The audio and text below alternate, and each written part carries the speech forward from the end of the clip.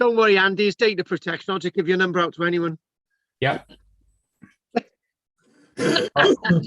All right. Okay. All right. I'll renew my membership then. Oh my God, many. Oh, well done. You've mentioned many. Okay, then that's good. Yeah. There's always one in there who mentions money. They Yeah. spoil it. No, I thought that's what you were after, you see. No, I wasn't after. Yeah.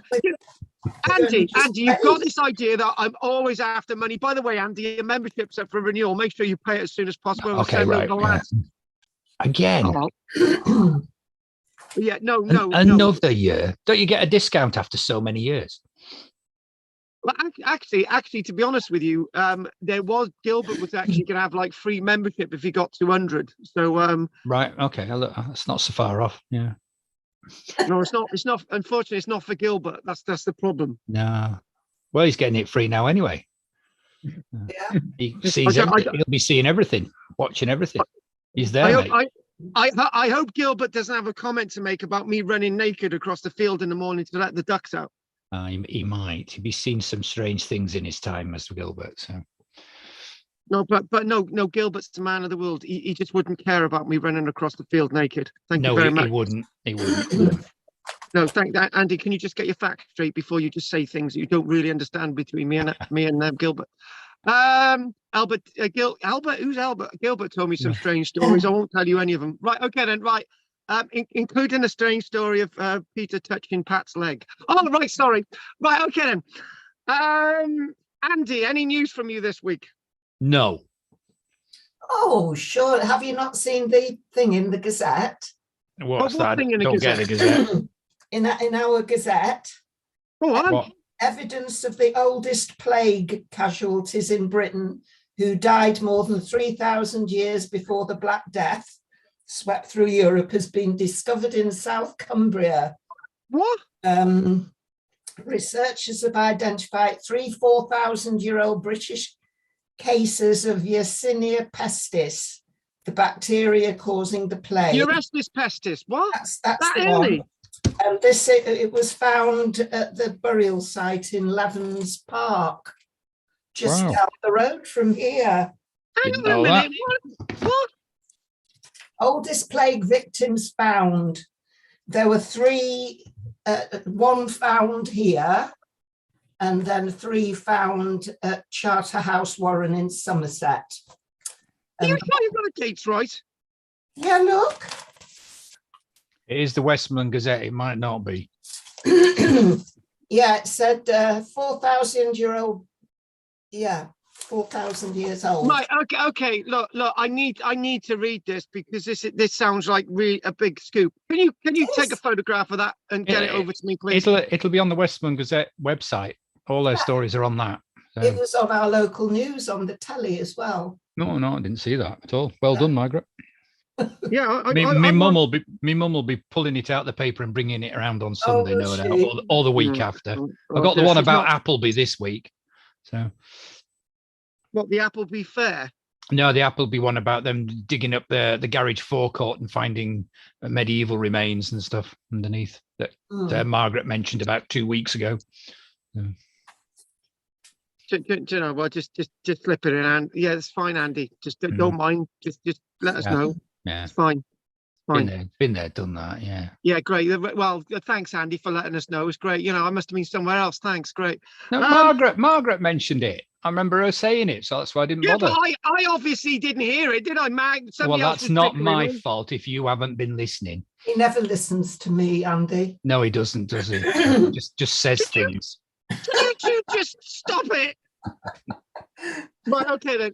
Who was giving us news? Margaret, I think. Andy and Margaret. Right. Who else have we got? We got. Tell you what. David's looking as if he's got some news. David. No, I haven't got any news. I'm waiting for you to start. I tell you what. That's 3 of you now. Just I'll give the knife to Peter. Peter S. Peter. Anything else you want to tell us? Go on. No. Are you waiting to start as well? Yeah, waiting for you to start. You haven't got any news? No. Oh God, you guys, you're killing me. You're cramping my style completely.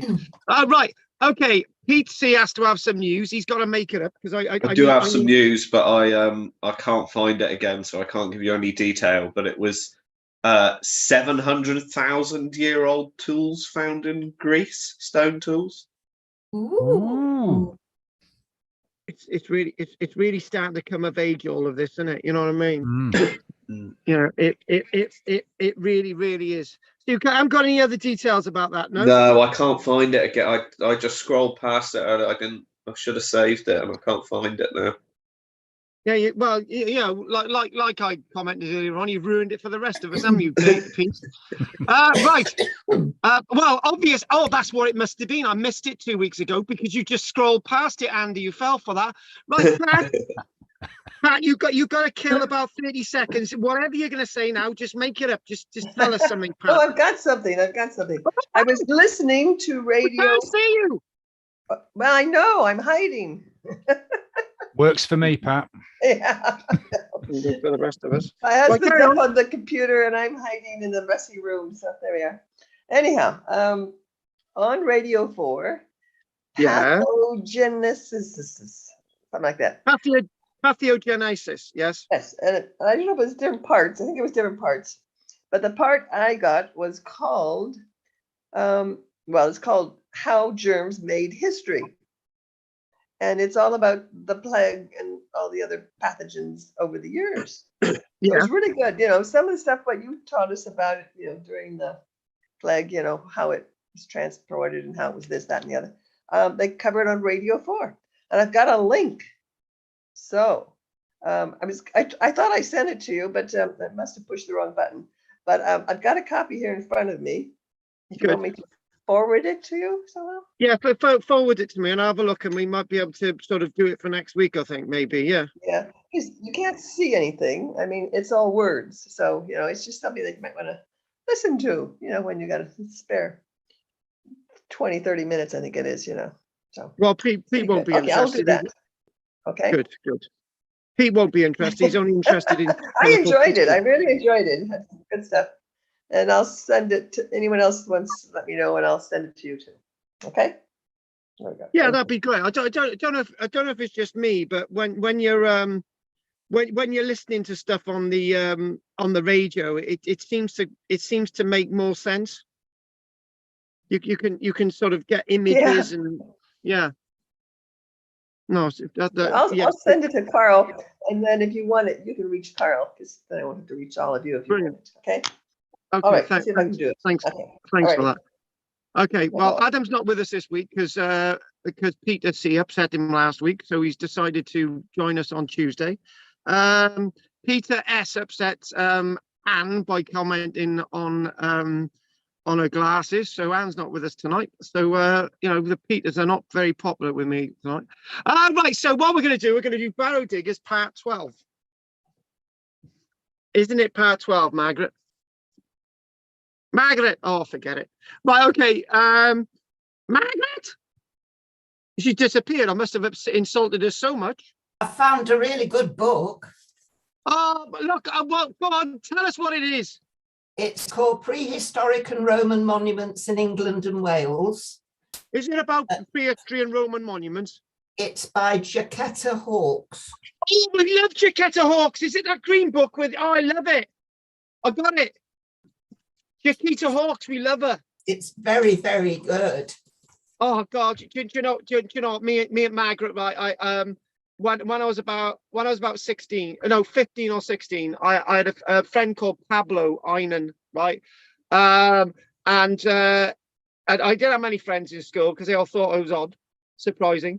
And Pablo actually bought me this book, the book that you're talking about by Jaquetta Hawkes. Oh wow!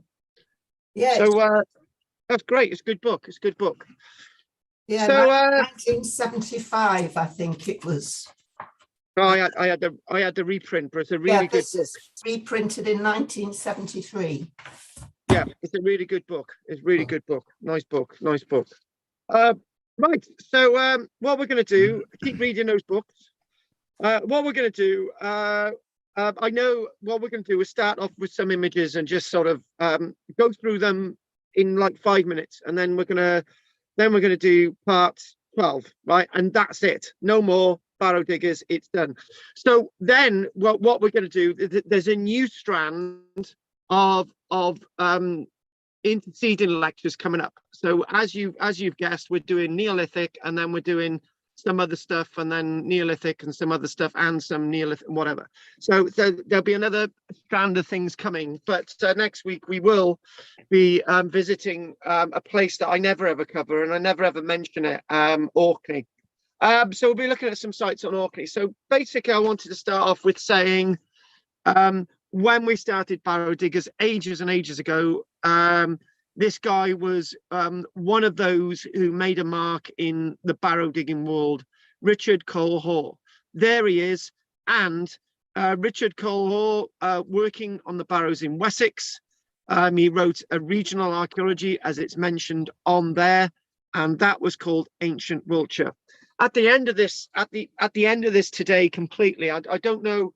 We're not going to be doing too late tonight anyway, but at the end of this, we've got a bibliography, and the bibliography will show you some of the books that, if you're lucky enough, you might be able to find some copies of these guys' publications on the likes of eBay. You might have to pay about 30, 40, 50, 60 quid for them.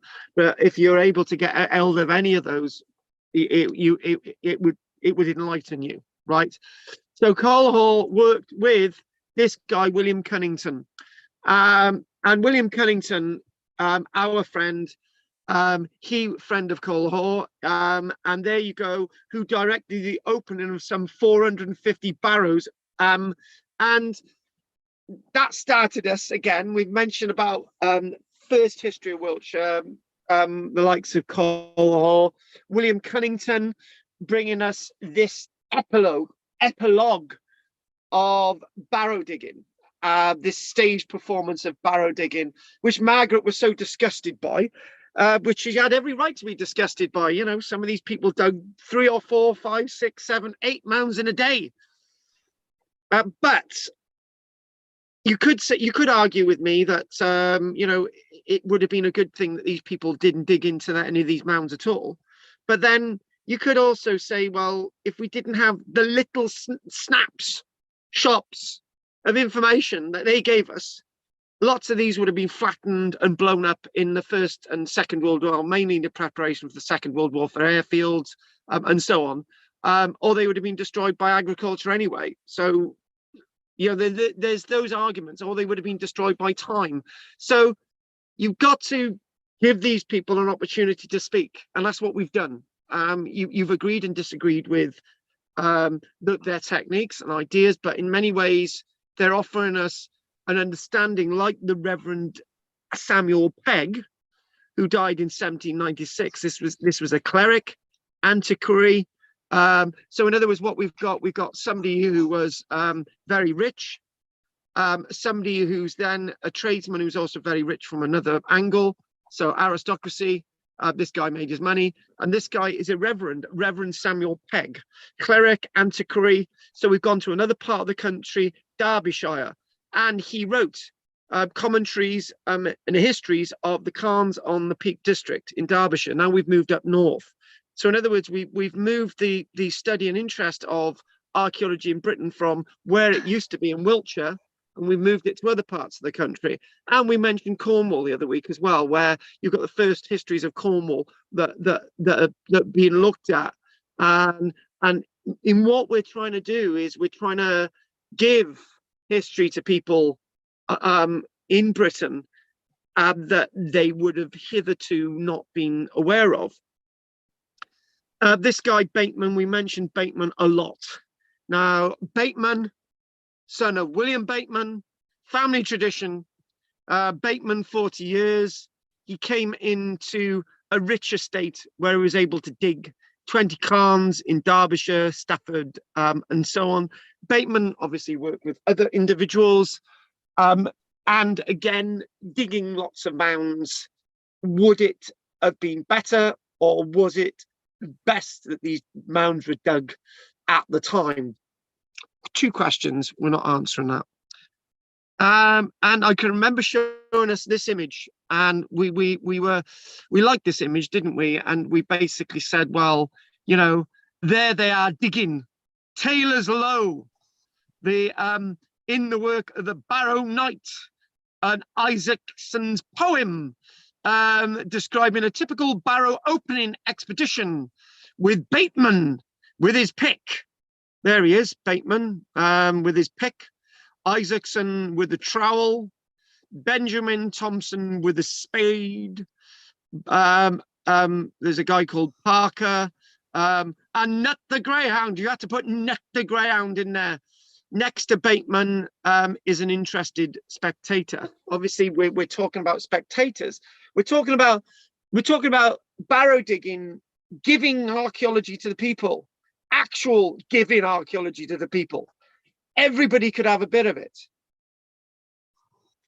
It could be argued today, which I completely disagree, and because I'm a stick in the mud, that I don't believe that when you're on archaeological excavations, you should be giving anything away to members of the public, anything away to the diggers. Some people would argue by giving a little bit of archaeology to the diggers, they will go home more interested than when they started. But when you're excavating an archaeological site, everything in essence should be retained by the archaeological site.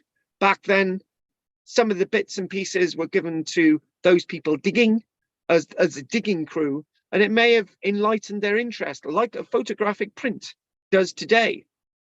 Does not that enlighten you? I'm not saying anything's right or wrong.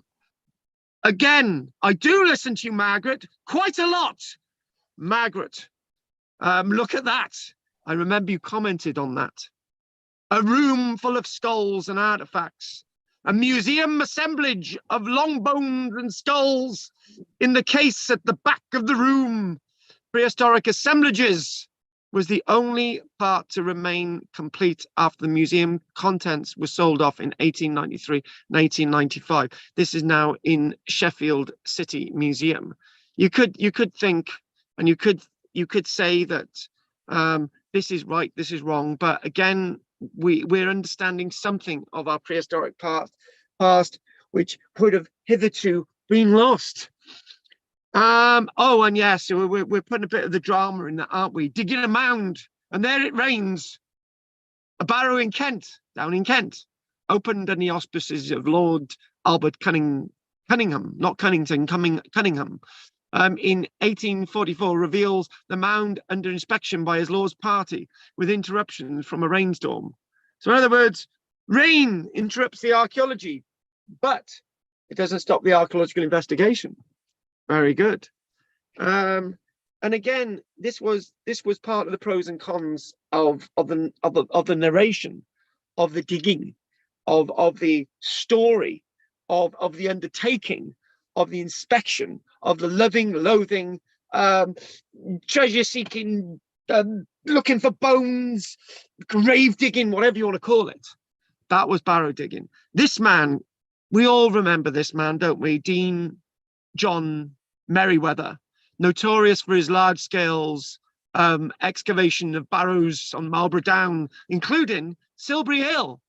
In 1849, in 28 days, he dug more than just one or two mounds, including Silbury Hill. And that was it. That was what he did. John Thurman was somebody who started to look at this world.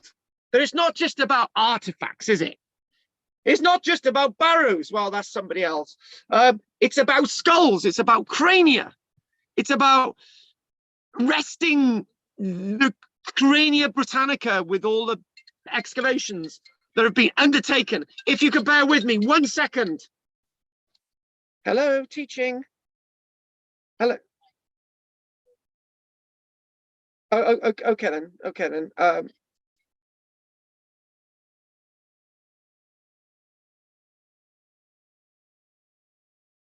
Yeah, come and say hello anyway. Okay, I got to crack on. Come and say hello. I'll see you in a minute. Bye, bye. Sorry about that, folks.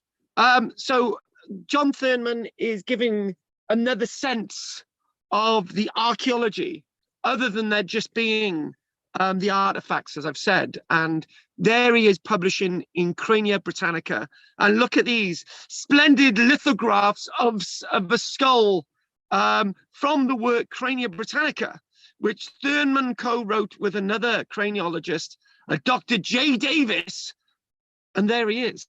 And one of the things that I've missed in this sort of overview of Barrow diggers before we sort of get into the last bit was the co-op, the co-investigation, the intercourse of those that wish to liaise to try and give other understandings, and people wanting to come together and say, we've got this and we've got that, and loving the history and archaeology, and this is the journey starting to come together of the archaeology being more than just relevant to the odd fuddy-duddy in the corner of a room.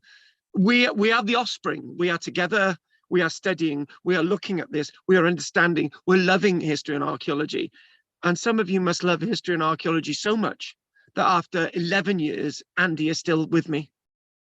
I think Andy loves me deeply. Charles Warne, 1802, 1887. There it is, the caption there.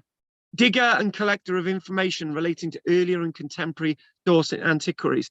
So what this guy Warne was doing in Dorset was he was re-looking at other people's diggings and putting them into some kind of order, collating history, understanding history, trying to bring all the dross out of the ground, re-excavating, putting the notes of other people together, giving a deeper narrative and a deeper understanding. That's what we're doing today.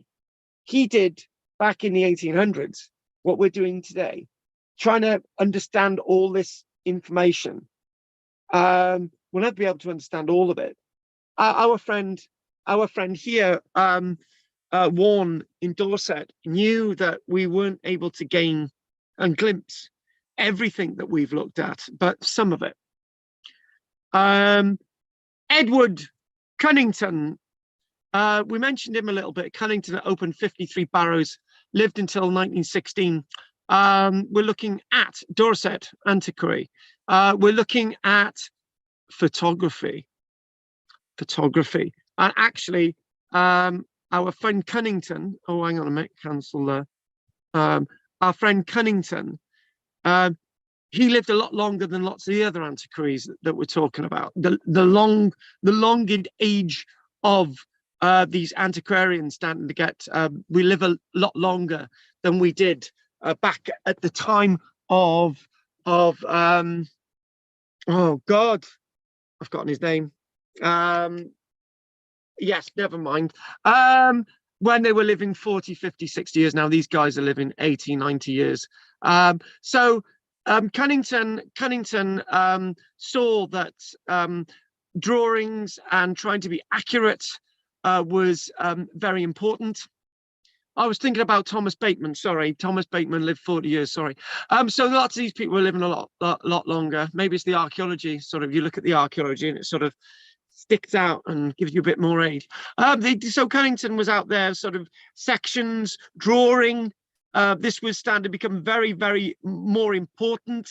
And as drawings and mapping becomes more important to archaeology, with what we're starting to see is this. So we're not just thinking about sketching and trying to understand the archaeology and just take out artifacts. We need to be able to not only have plans to be able to map these within a landscape. Ridgeway, Dorset, Cunnington, and obviously marking down on maps where the archaeology is.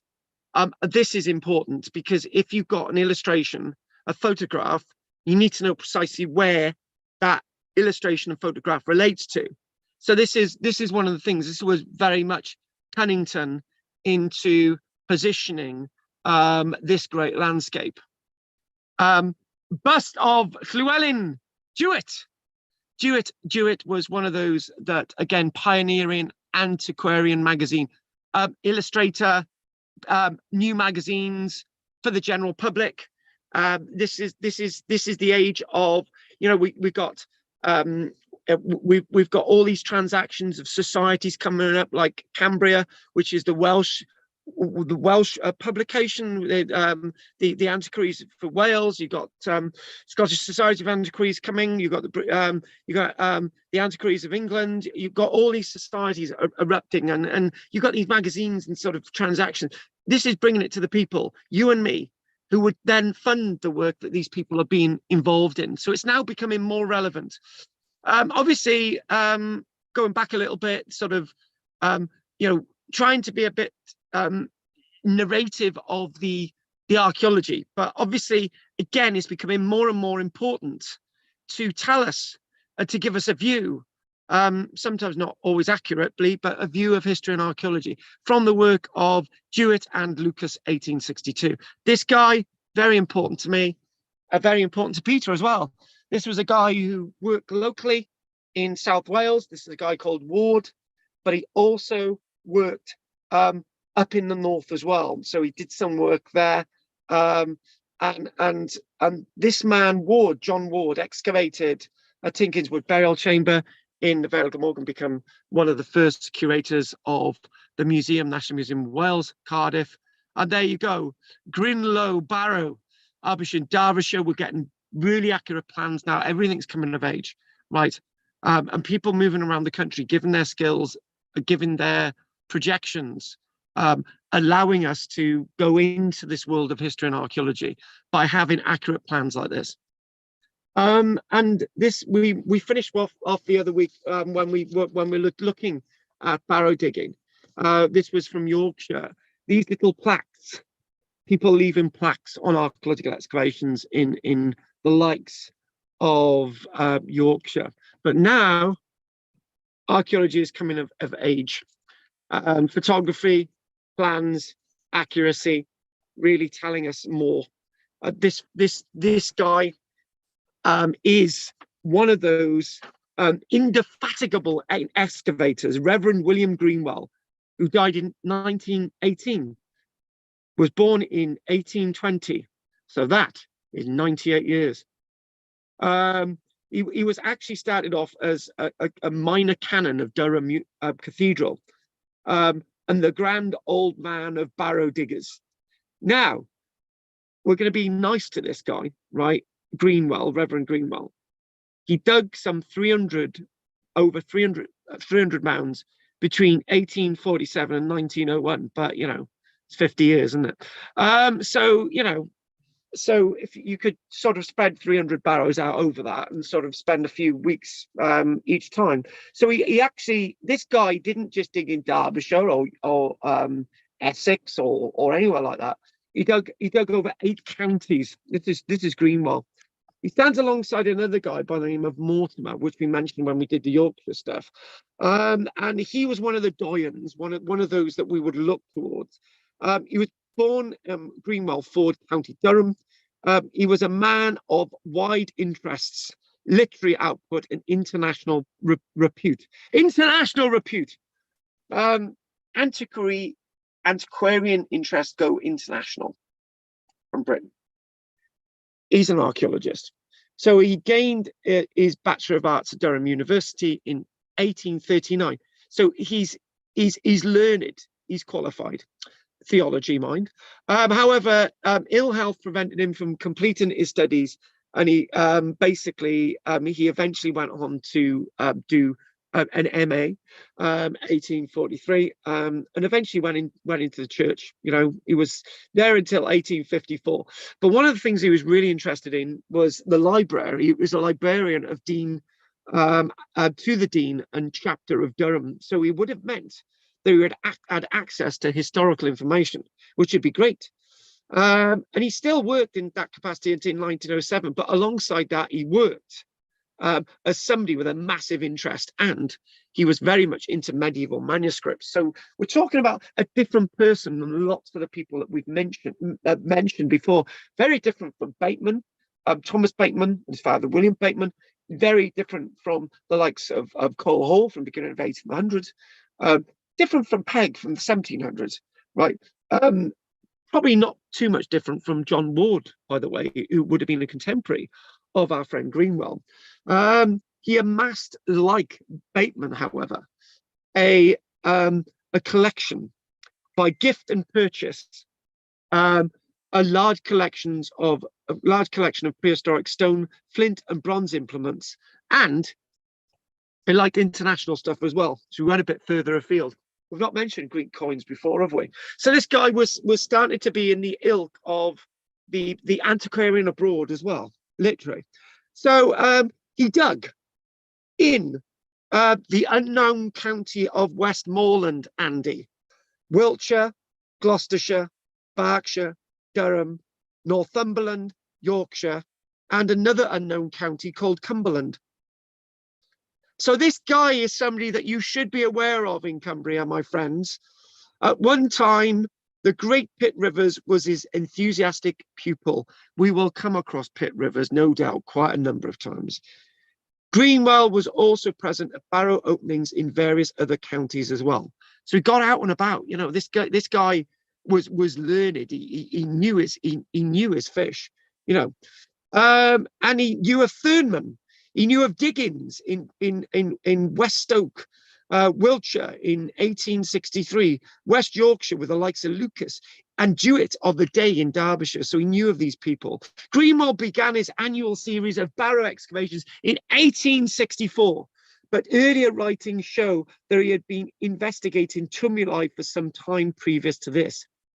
He wrote a letter on the 6th of December, 1847, to a chap by the name of Albert Way. And he wrote of the early diggings, which we're going to talk about now.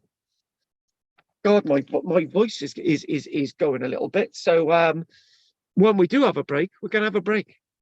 I haven't lost my voice for ages. Mind you, I am getting ready for a performance. So that's probably why. So here we go. The letter goes. This thing, you know, bit of a casual way, as Margaret would agree. Opened a barrow near Chollerton. Found 2 bodies, one in an urn, sadly broken and decayed, with a central kist, in which were the very trifling remains of a body. Nothing had been buried with any of these bodies. The snow was 6 inches deep on the ground. Blinking hell, digging in the snow, folks. And a high wind, as you may imagine, the work was done under difficulties. The kist was examined by candlelight, and the scene was a very picturesque one. The workmen standing round in the partial light, some fine old bushes waving above us, and myself on my knees with a candle held in front of me, discussing the mouldering remains. Early work of Greenwell, but obviously, I'm sure he would have been inspired by what was in Durham Cathedral Library. I'll just make a point as well with his access to Durham Cathedral Library in the 1860s and so on, 1850s. You can imagine that some of the documents that he handled back then are no longer with us today. And that's an interesting way of looking at all of this. Not everything survived forever. The excavation must surely represent the classic case of barrow digging under extreme difficulties. Well, actually, both Andy and I have dug on archaeological excavation sites under difficult circumstances. It happens today. Why he chose such inclement weather for his researchers must forever remain a mystery. Probably because he had a spare minute to do so. Our Reverend Greenwell penned the results of his work in his British Barrows, published in 1877, and Archaeologia. The former has been described with some justification as the dullest book ever written. His style is stark and unadorned. Although he records accurately the dimensions of the barrows he dug and describes precisely and fully the composition of these mounds and their contents, the only illustration accompanying this ponderous work are those of pottery artifacts and a series of skulls described by his friend and co-writer, chap by the name of Rolleston. this is the thing, you see, writing, a bit like in the ilk of Heinrich Schliemann, the excavator at Troy. You don't always need illustrations, but with archaeology you do. But he's giving information. He's offering us information, which is a damn sight more than lots of diggers before him. So let's stop at the criticism. Richly endowed, but not to diffuse, i.e., we need some more illustrations. Rolleston had a taste for Barrow opening and was a friend of the Cannon and Pitt Rivers, was a friend of our friend Greenwell. However, unfortunately, Greenwell fell for the trick. The Cunnington didn't. Not a single map, plan or section relieves the reams of print and the besetting fault of his age. The failure to cite Barrows with exactitude is often repeated. But he offers us a book of 750 pages with an introduction of 132. Okay, we could be critical of that. We can say that Greenwell should have offered us illustrations at least, not just of the artifacts. Certainly his vast archaeological collection preserved a great distance away from where most of it was unearthed. The skulls are at Oxford and the other material in the British Museum has resulted in its imperfect appreciation in archaeological circles. Now that's an interesting point. We've got to use that word endower ourselves to look at collections and maybe take his work, his written work of 750 pages, and look at it alongside the artifacts. Maybe that's what was meant to have been done, scratch and sniff, we don't know. Greenwell's excavating methods were accurate according to the prevailing standards of the 1800s. He described carefully his usual Barrow opening procedure as follows. This will be interesting. This man, Greenwell, this is, he lived to the ripe old age of 98. My practice has always been to drive a trench from the width of the barrow as originally constituted, and before it was enlarged by being ploughed down. That's interesting, that description, ploughed down. If he hadn't been there, it would have gone. From south to north, through and beyond the centre. I have not always thought it necessary to remove the whole of the north and west sides, as they are generally found to be destitute of secondary interments. In very many cases, however, I have turned over the whole mound. Greenwell was not always present in person at his excavations, which is another failing of lots of the other diggers.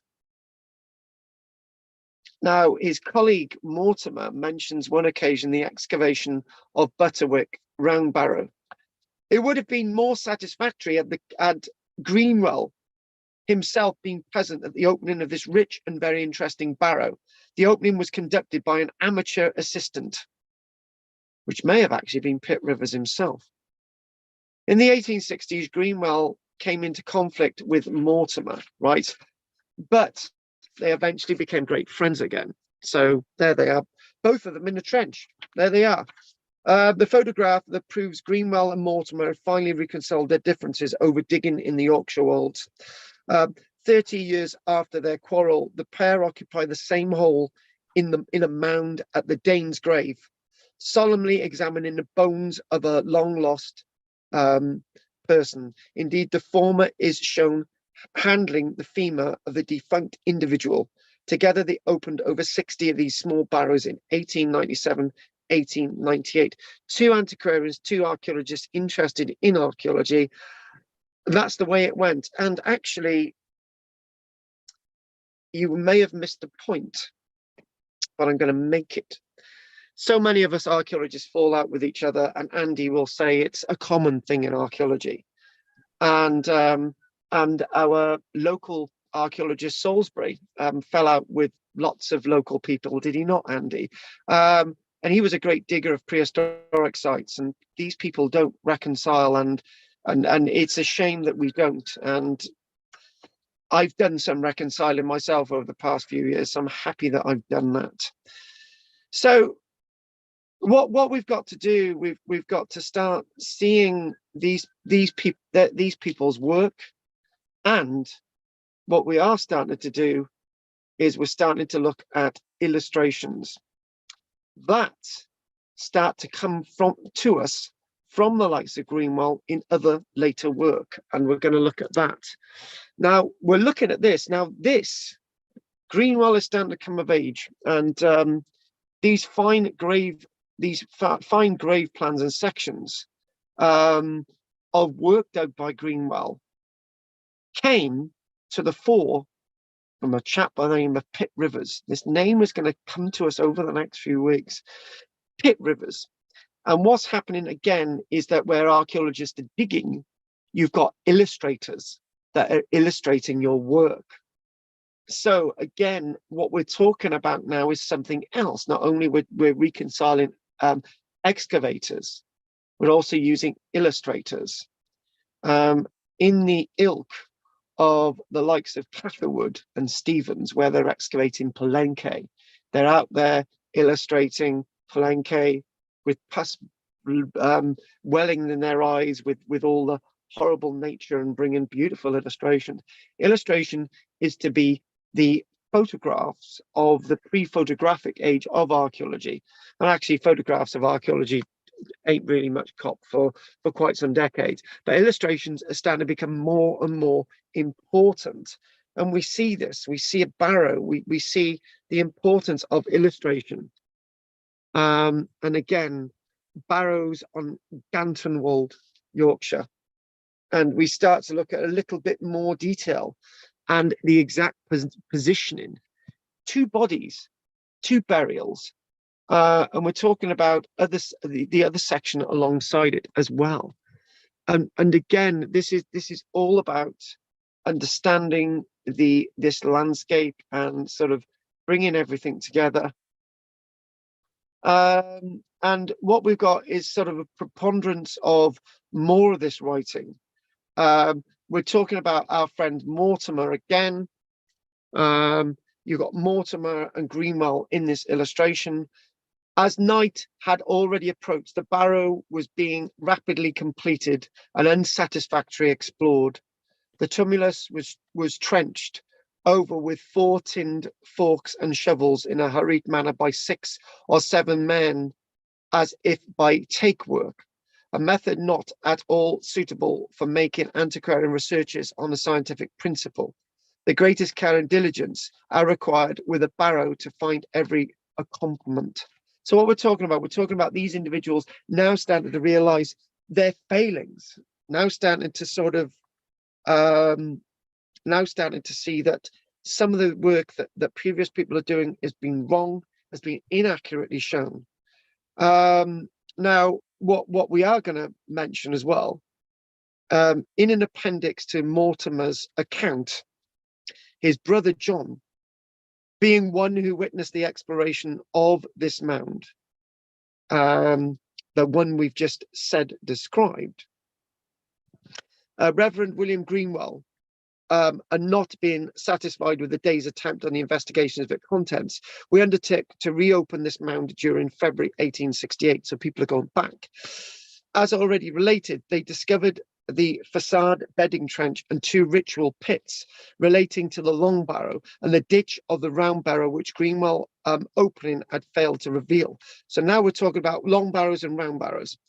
It would seem that either some words on the subject of inefficient barrow openings were exchanged between Greenwell and Mortimer, and Greenwell heard that Mortimer was criticizing his methods of excavation. So they're falling out.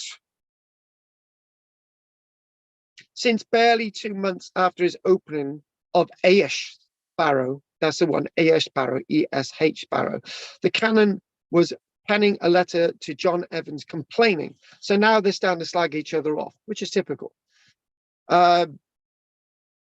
Greenwell said of Mortimer, so this is what caused their rift. 30 years later, they come together. They said, Greenwell of Mortimer, that scoundrel Mortimer has been spreading calamitous reports to the effect that I am destroying all the old barrows in Yorkshire and missing half the interments. In fact, doing the work in a thoroughly bad way. This is with a view to stopping my getting leave. His conduct has been that of a rascal, and I only wish I could get authority to walk into him. I may possibly have to get you to give me a testimonial as to my mode of barrow opening. In other words, what we're talking about is individuals are now starting to be critical. And sometimes in archaeology, that's a good thing. When we're being critical of each other's work, seize our ill-gotten ways, understanding archaeology in a much better format and a much better way of getting our wrongs right. I will admit I've got excavation work wrong. I've told you some of my excavation work has been wrong, but from that I've learned to get my excavation work perfect. No, I'm talking from the heart now. I was wondering today about some of my previous excavation work, which I'm looking at now and trying to get to grips with publishing it and getting it out there and so on, and realizing that I've excavated some really good archaeological sites, and thinking, well, if I had published the work back in the 1990s, it wouldn't be as good as the work that I'm going to publish now of that earlier work. And that's because I've learned from mistakes. Back to our friend Greenwell. Greenwell in Yorkshire found that the earthen long barrows of Yorkshire presented more puzzles than the chambered ones of Gloucestershire. So in other words, what we're saying is that the long barrows of Yorkshire, later barrows from the Bronze Age, are a lot more complicated than the ones of Gloucester. Is he right? Yeah, say he is. He gave full accounts of their structural detail, noting the presence of trenches in many of them filled with burnt chalk, charcoal and black sooty matter. To him, these represented areas where bodies had been burned. In short, they were his famous crematoria. In them, he felt bodies had been placed and deliberately fired. Provisional for keeping the fire alight was apparently made by excavating hollows along the line of the deposits. In fact, these hollows were the last traces of post holes holding up the roofs of mortuary chambers. That was in fact the fact rather than his assumption. However, he thought that in one long barrow, to accelerate the burning process, flues had been formed. These rose from the level of the deposit of bones through the overlying limestone up to the surface of the ground. These flues were really the remains of the upright posts forming the walls of the mortuary structures. So what he's trying to do is trying to tell us something that was inaccurate. In fact, what he was finding with the deposits was actually rotting timber, not actual burnt material. But this was all associated with, and some of it was burnt material naturally. But what he's trying to do is trying to make sense of history and archaeology. And back to that adage, when archaeologists excavate archaeological sites today, we like to leave some of the archaeology for future generations. Because if we make the mistake of misinterpreting the archaeology and getting the descriptions wrong, other people in future generations can tell us, actually, we've got that wrong. You know, we've made that incorrect assumption. So what this is the thing.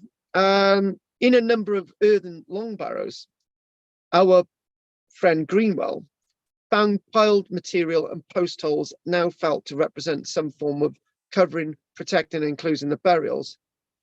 At Market Weighton, there were 5 pits, which he referred to as transverse trenches, lying beneath a deposit of chalk rubble. At Westow, Greenwell found a pile of slabs arranged in sloping fashion from the middle to the outside. But what we're talking about is these people wanting to understand the archaeology. Whether they've made mistakes or not is up for us to work out through their writings. And that is another point. One of the key reasons why archaeologists make reports make plans, take photographs, keep samples, illustrate artifacts, is so that people can see if we've made mistakes.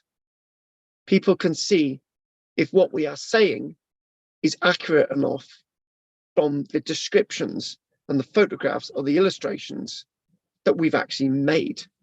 So in other words, that becomes a science. It makes archaeology a science because what we are offering can be challenged.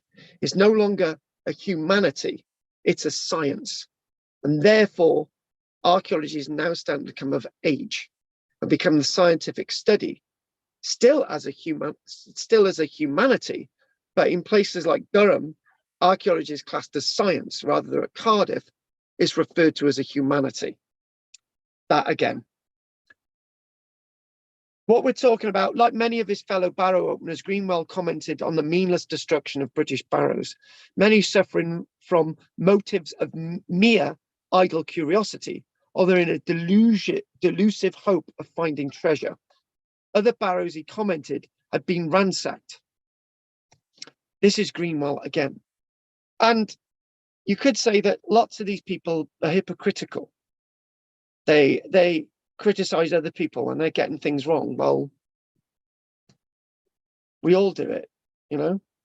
You can have a football player who reckons he's the best football player in the world, but somebody says, well, you missed a goal the other week, you're not that good, even though that person's the best. So, you know, this is why it's science. This is why it's scientific. Greenwell said of criticizing other barrow diggers, and we've looked at lots of them, by persons indeed of better education, but who have thought that enough was gained if they found an urn to occupy a vacant place in the entrance hall, or a jet necklace, or a flint arrow point for the lady of the house to show, with other trifles to her guests requiring amusement. So what we're going to do, we're going to, if you can all bear with me, just we're going to have a break now, right? If you bear with me, I've just got to do something in the background. And 1 second, I'm going to stop sharing. Give me a second.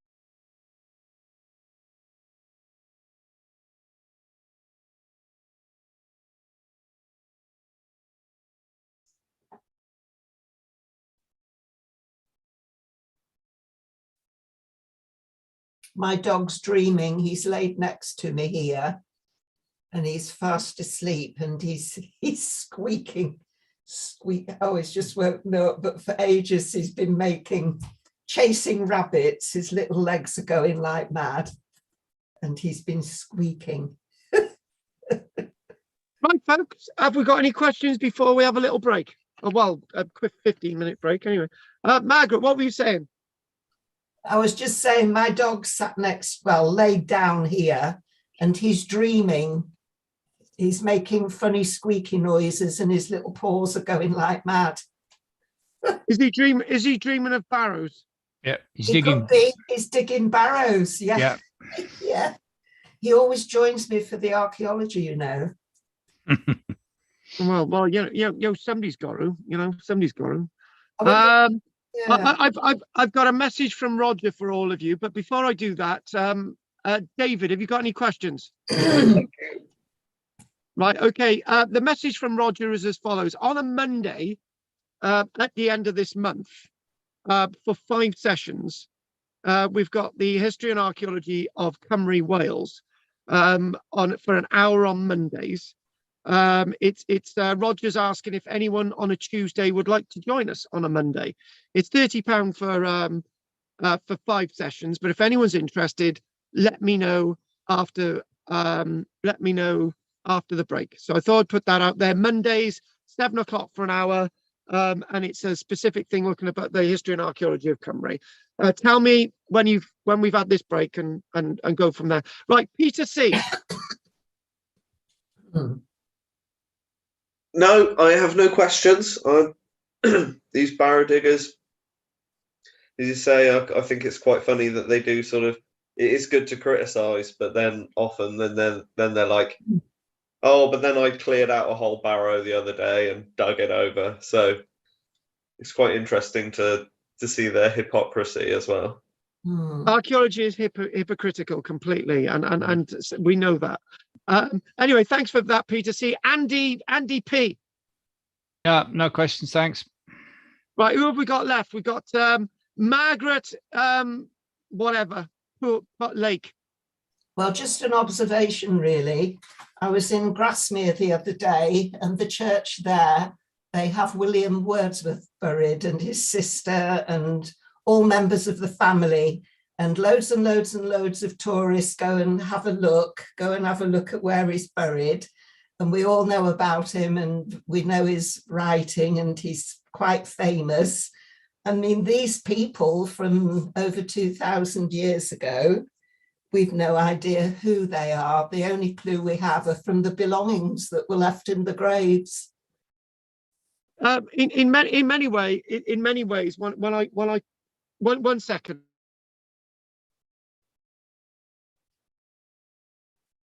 One of the things that I did at University of Highlands and Islands, part of my work was looking at the idea that archaeology is thus a stage performance, that an archaeologist may excavate and offer us what he believes on the stage, and then other people come on and offer us what they believes on the stage.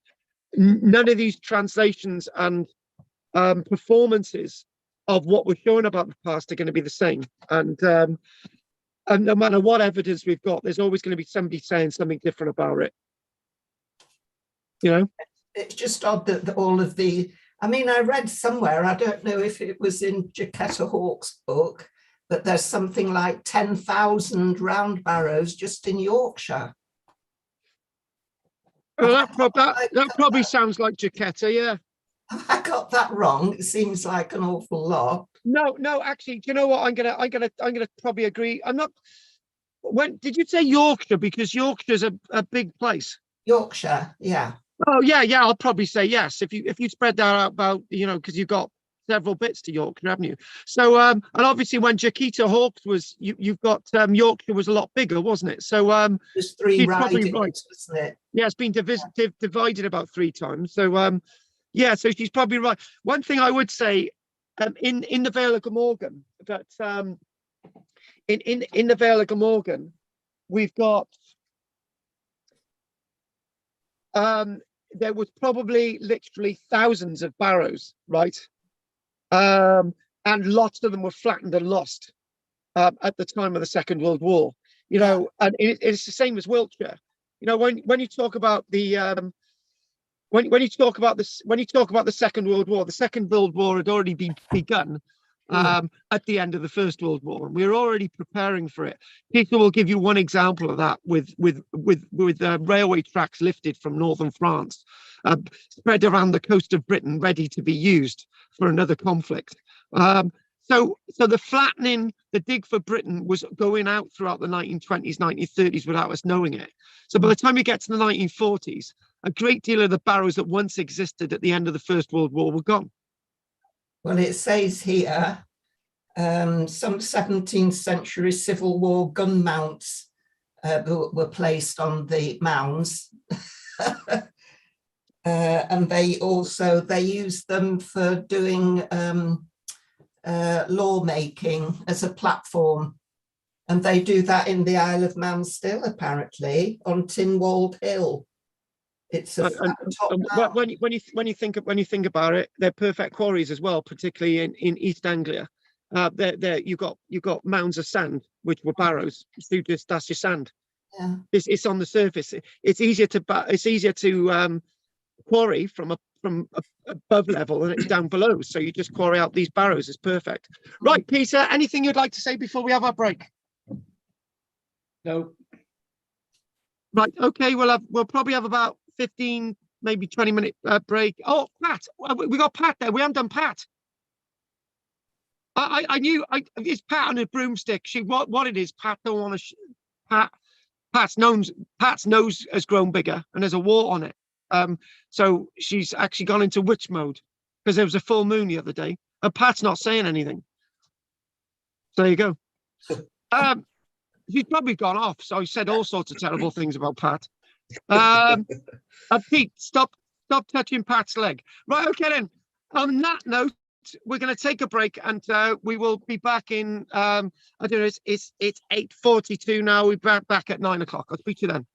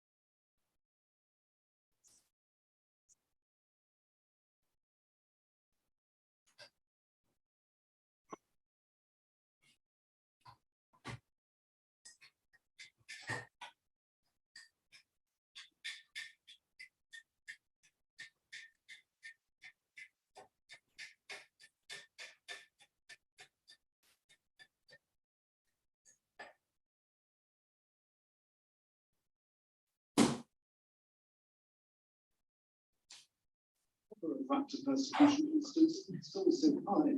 Mark also wants to see greater protection for our birds of prey. We're a really specialist unit, we're really focused. We just think the laws change, perhaps the sentences to be greater. Personally, I've been active 25 years. It doesn't get easier seeing amazing birds like goshawks and red kites and eagles being illegally killed. But it's my calling, it's the team's calling. We have to stop this. We have to have a better future for birds of prey in the UK. And we have to catch the criminals.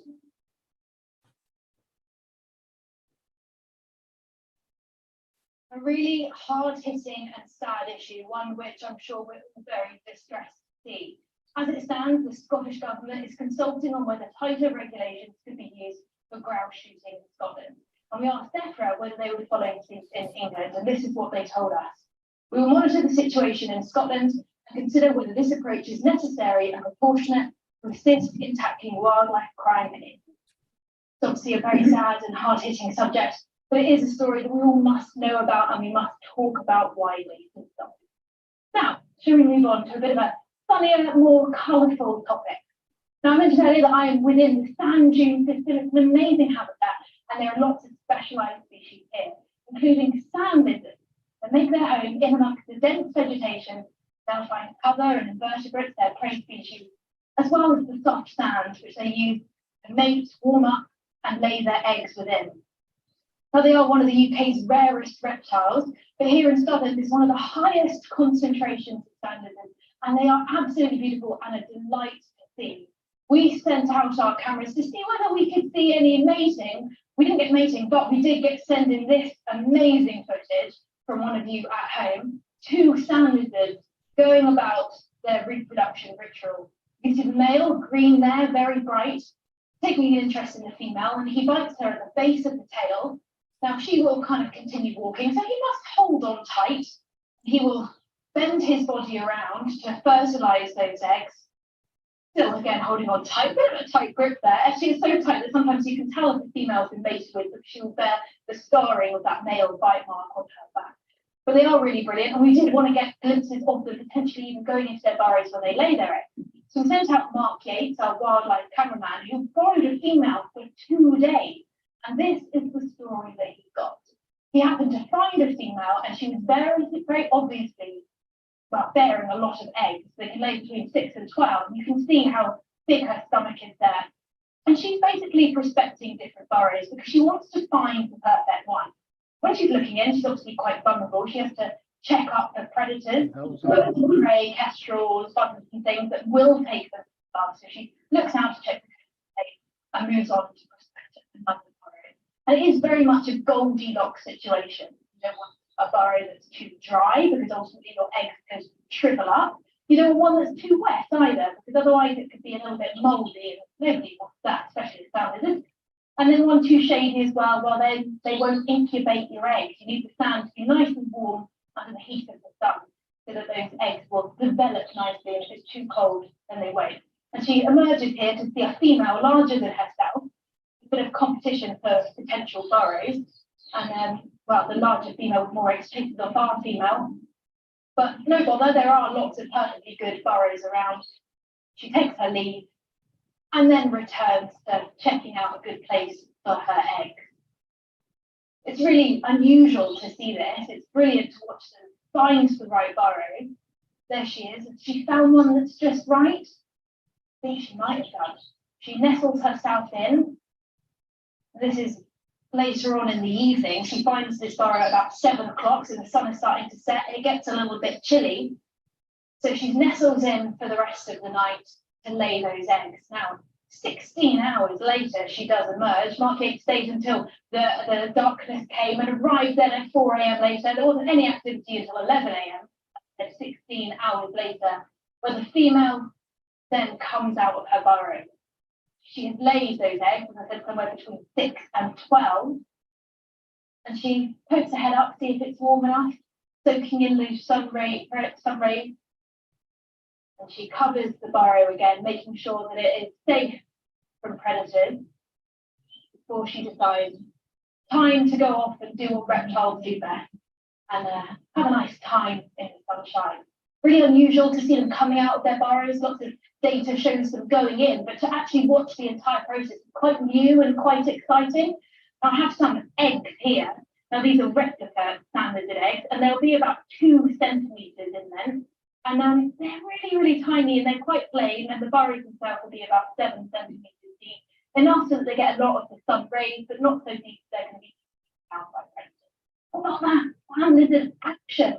Don't get much better than that. But let's head over back to Arn, where Chris and Michaela are. Chris, I know we filmed sand lizards together a couple of years ago, but I don't remember seeing action quite like that. No, I've never seen them mating. I have seen them fighting, I have to say, way back in 1974 on Canford Heath, one sunny Sunday morning. My dad took me down there 21 years before you were even a cell beast. But I'd love to see that mating and burrowing behaviour. Superb, superb stuff.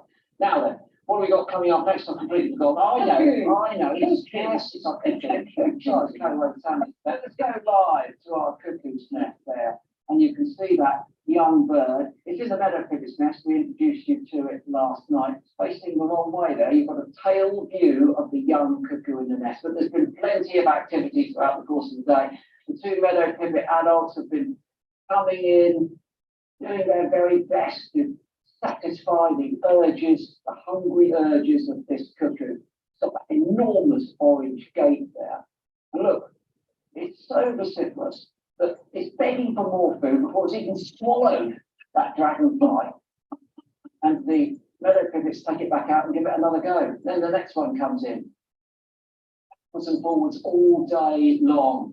Now that cuckoo is going to be in the meadow pivot's nest for 20 days. Typically, meadow pivot chicks would fledge after 12 days. So they've got another whole week of feeding that bird before there's any chance of it leaving the nest. It's absurd, isn't it? Look, absolutely absurd. It's absolutely bonkers, I have to say. Fantastic to see it, though. What have we got coming up? Oh, sorry, we're going to pieces here, aren't we? We're going to look at what actually happens with the cuckoo when it lays the What actually happens with the cuckoo when it lays its egg?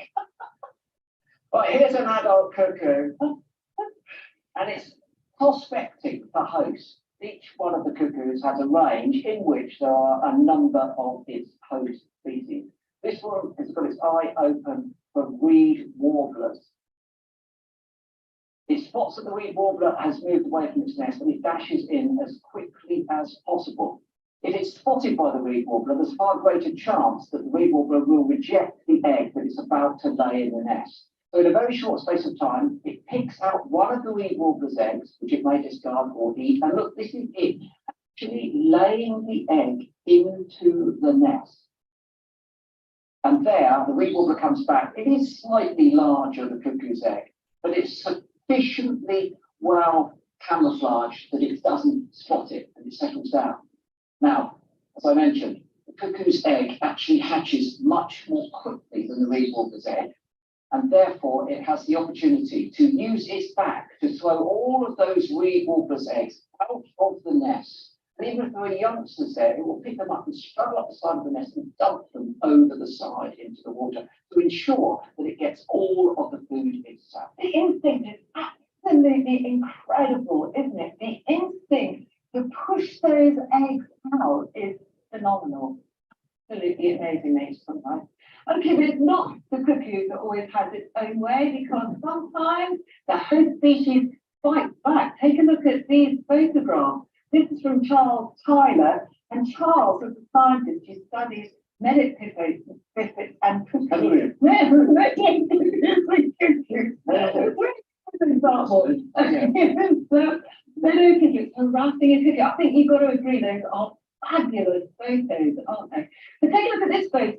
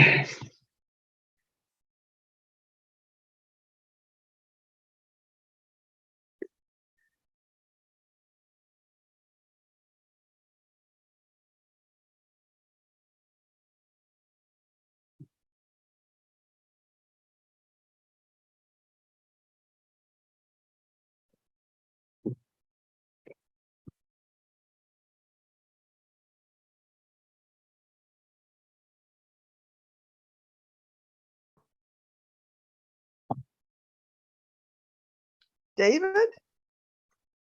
What was that recording? What were we listening to? I left the room and I came back. There was some radio on or something.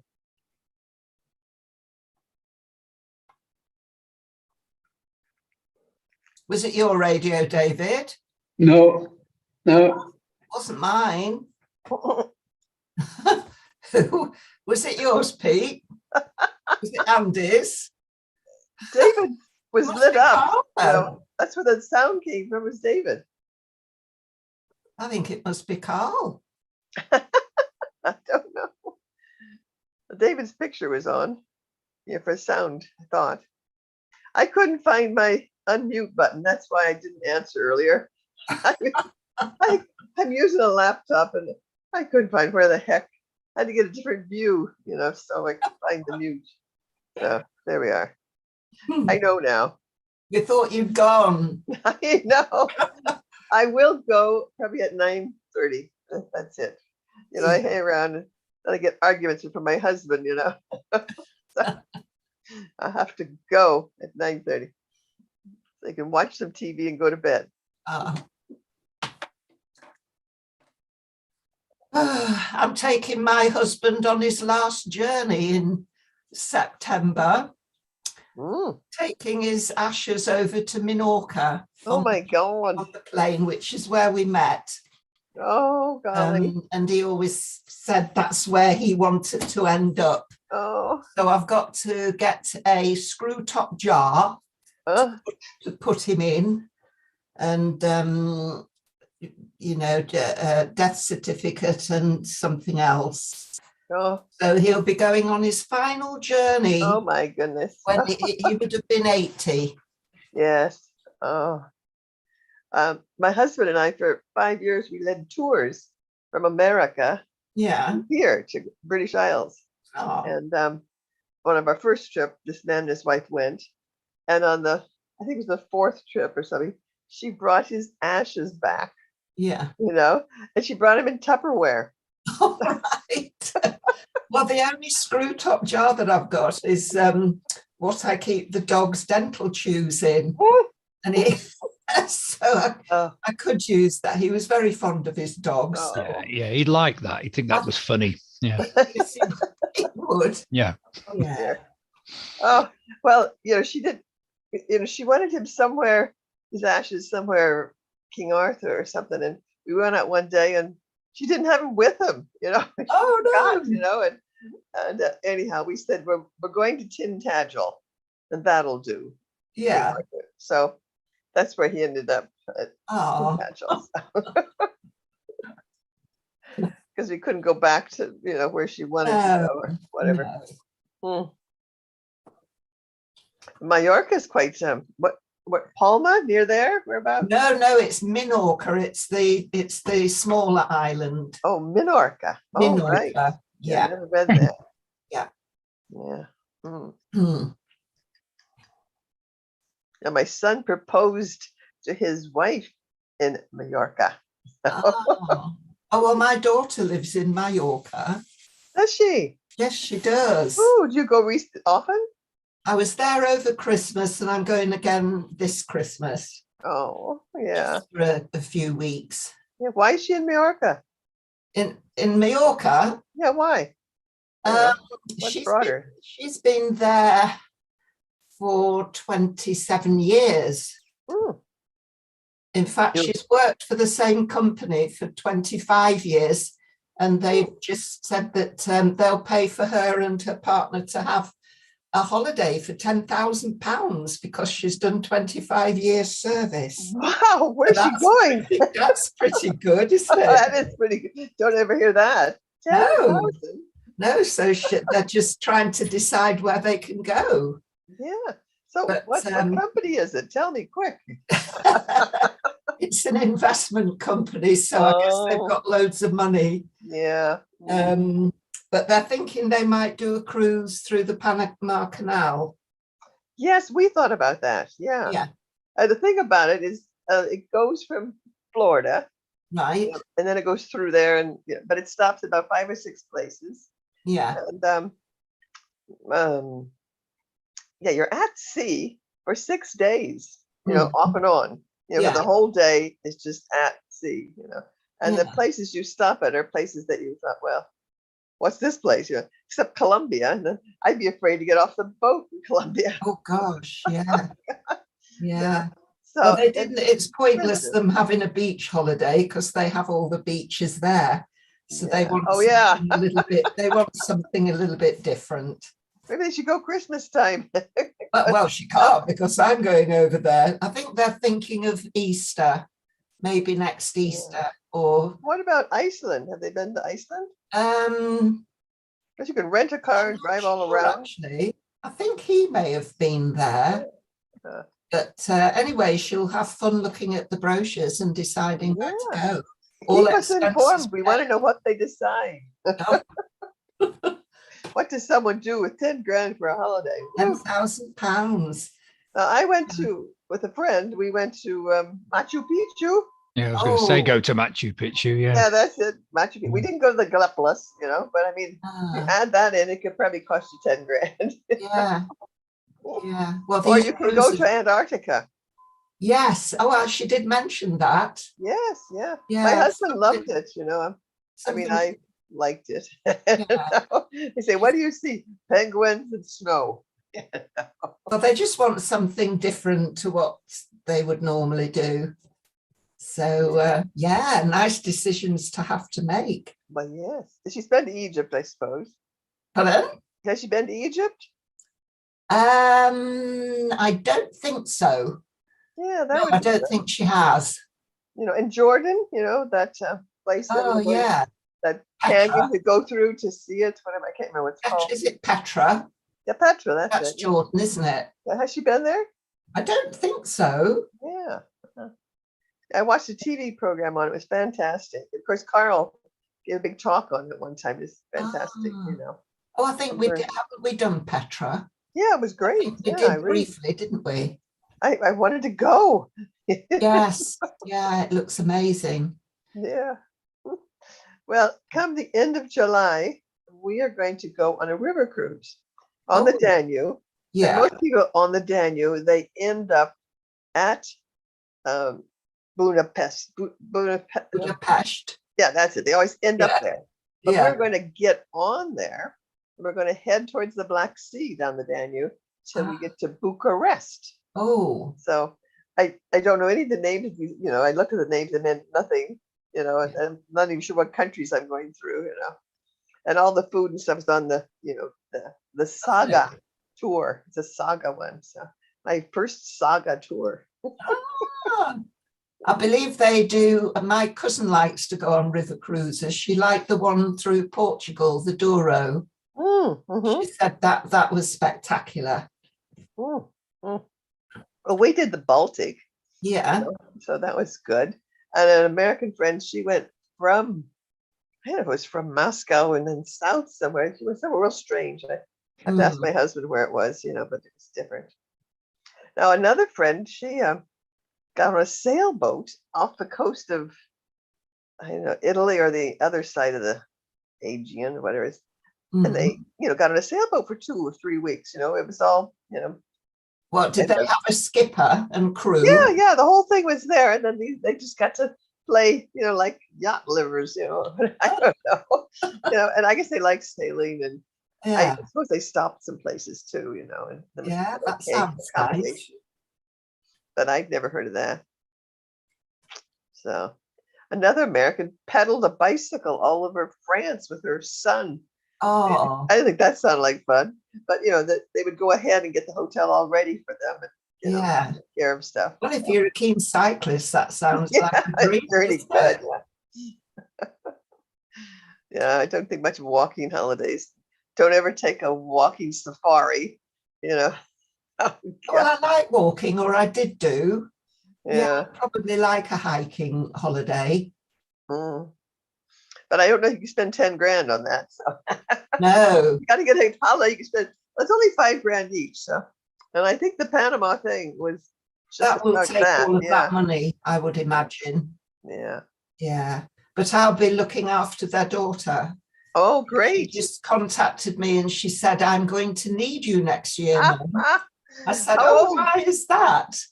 So she said, "We've been given this holiday money, but we can't take Jasmine. So can you look after her, Mum?"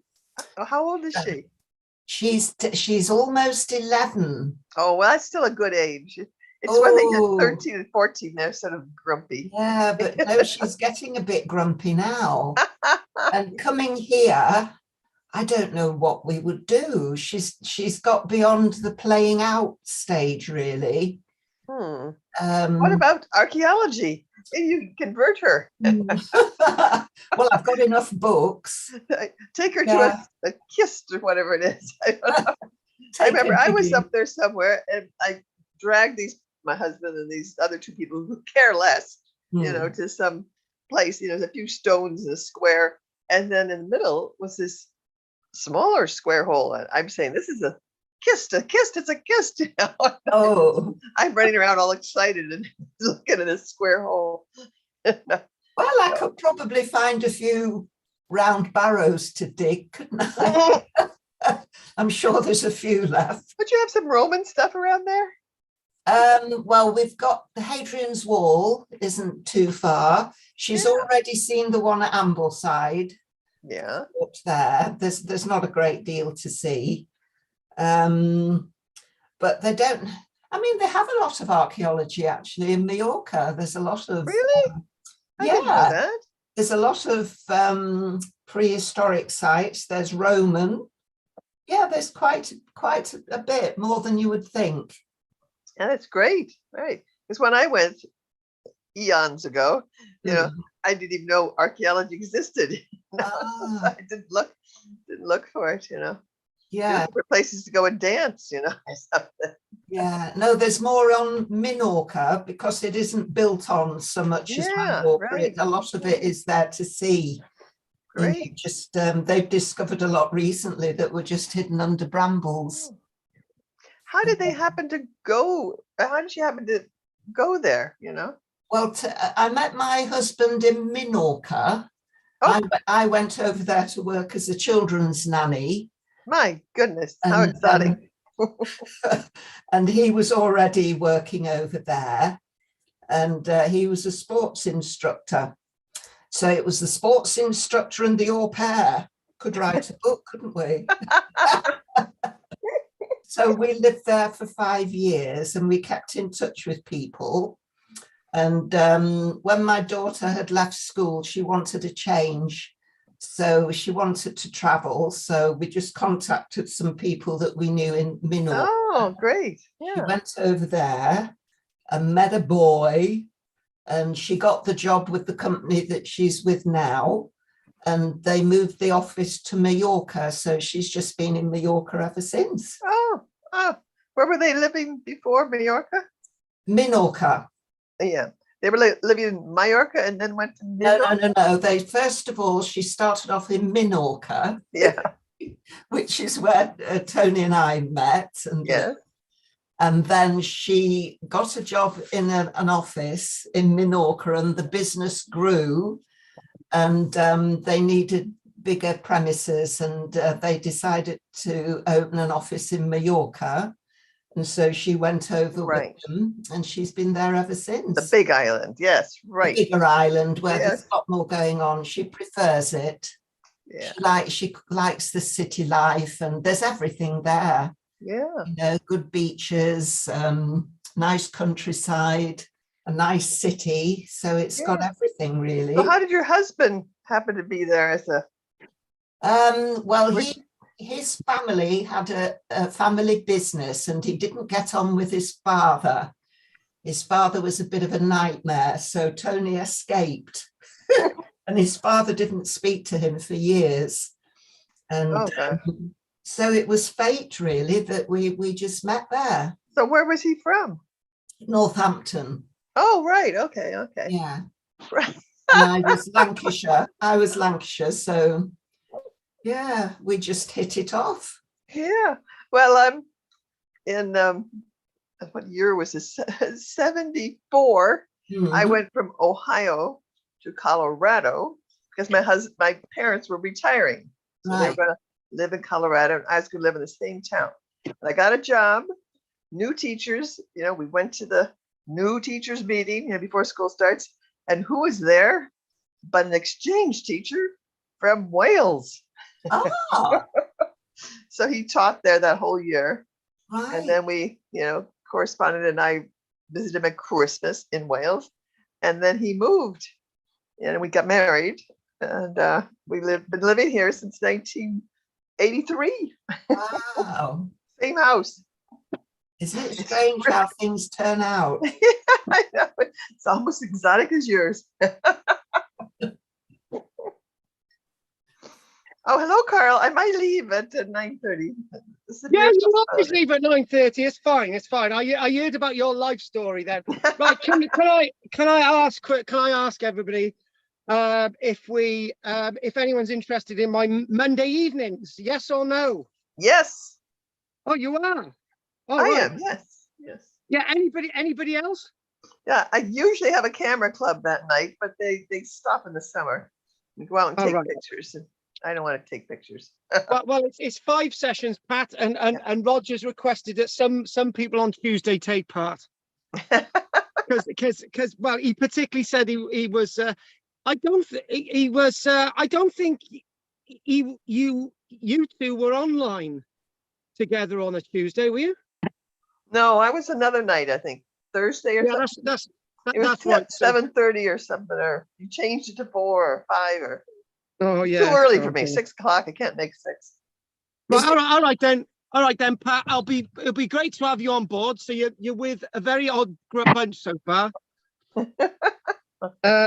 Yes. So there'll be you. There'll be Lawrence, who you've never met, who's actually yeah. Well, we'll talk about Lawrence when you're there. There's Ellen, who's one of our West Wales people, and there's also Roger. So that's 4 of you so far. There might be somebody from the States. Woo! So right, and Margaret, what we were talking about before, before you joined us today was actually this thing about the temperature. It's getting colder in the summer months at night. And that's a sure sign that that the environment is actually going the other way rather than global warming. Yeah, well, I'm sleeping better at night, so it must be cooler. Oh yeah, no, it is. Basically, the statistics tell us that in 2015, it was the coldest in June at night. But now the temperature is actually 1 to 1.5 degrees lower now, and this is less than a decade later.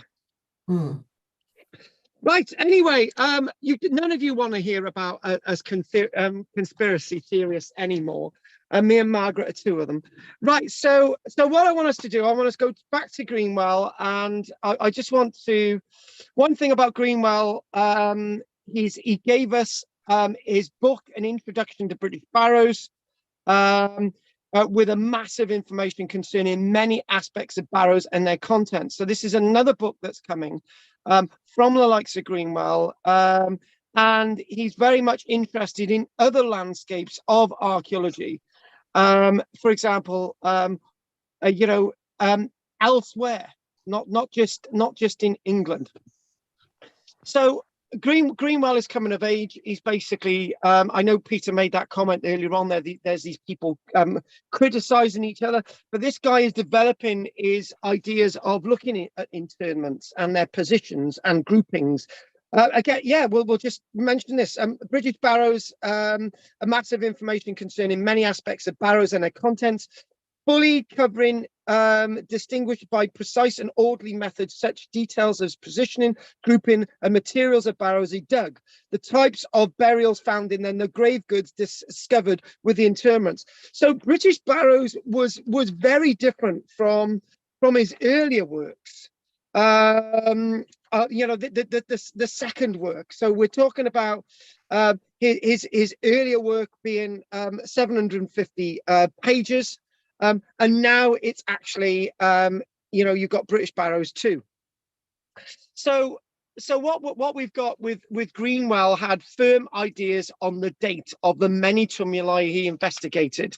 He correctly estimated the Long Barrows to be of the greatest antiquity. So in other words, guys, what we're talking about is that we're looking at a science, we're looking at active debate, active criticism, active examination.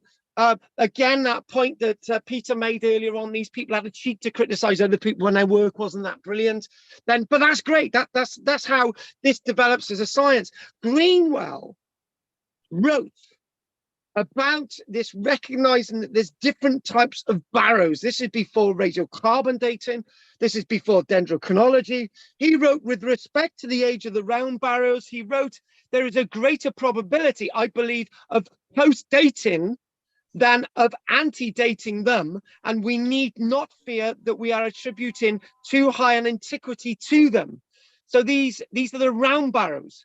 If we say that they belong to a period which centers more or less than in 500 years BC, so 2,500 years ago, he was out by about 500,000 years, but that's not too far to be out, considering some people still believed in the antiquity of archaeology based on Bishop Ussher, 404 years BC, remember.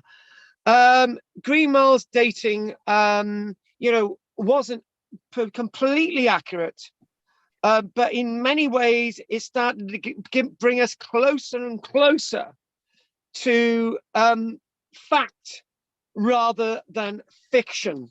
Now, our friend Mortimer is the other chap that we've mentioned. He lived between 1825 and 1911. He achieved such local fame in his own lifetime that agricultural workers of East Riding referred to casually found flint and stone implements as Mortimers. So in other words, Margaret, this guy has influenced agricultural workers to recognize things in a field. Now that is key. So what we've got now, we've mentioned Greenwell and we've criticised him in his books and sort of getting one thing right and writing this and all the rest of it and so on. But he's the other guy who's working with him, John Robert Mortimer, and East Riding. Yes, that's part of the old Yorkshire, isn't it? This last of the great barrow diggers was actually a corn chandler by trade. So Mortimer was actually, you know, he was like one of those, I don't know, people with money wanting to pass time. Agricultural workers recognized that those flint things in a field, you know, as Mortimers. You know, basically, this is what Mortimer's interested in. Let's give it to Mortimer. He might give us a couple of shillings for it. I think that's good.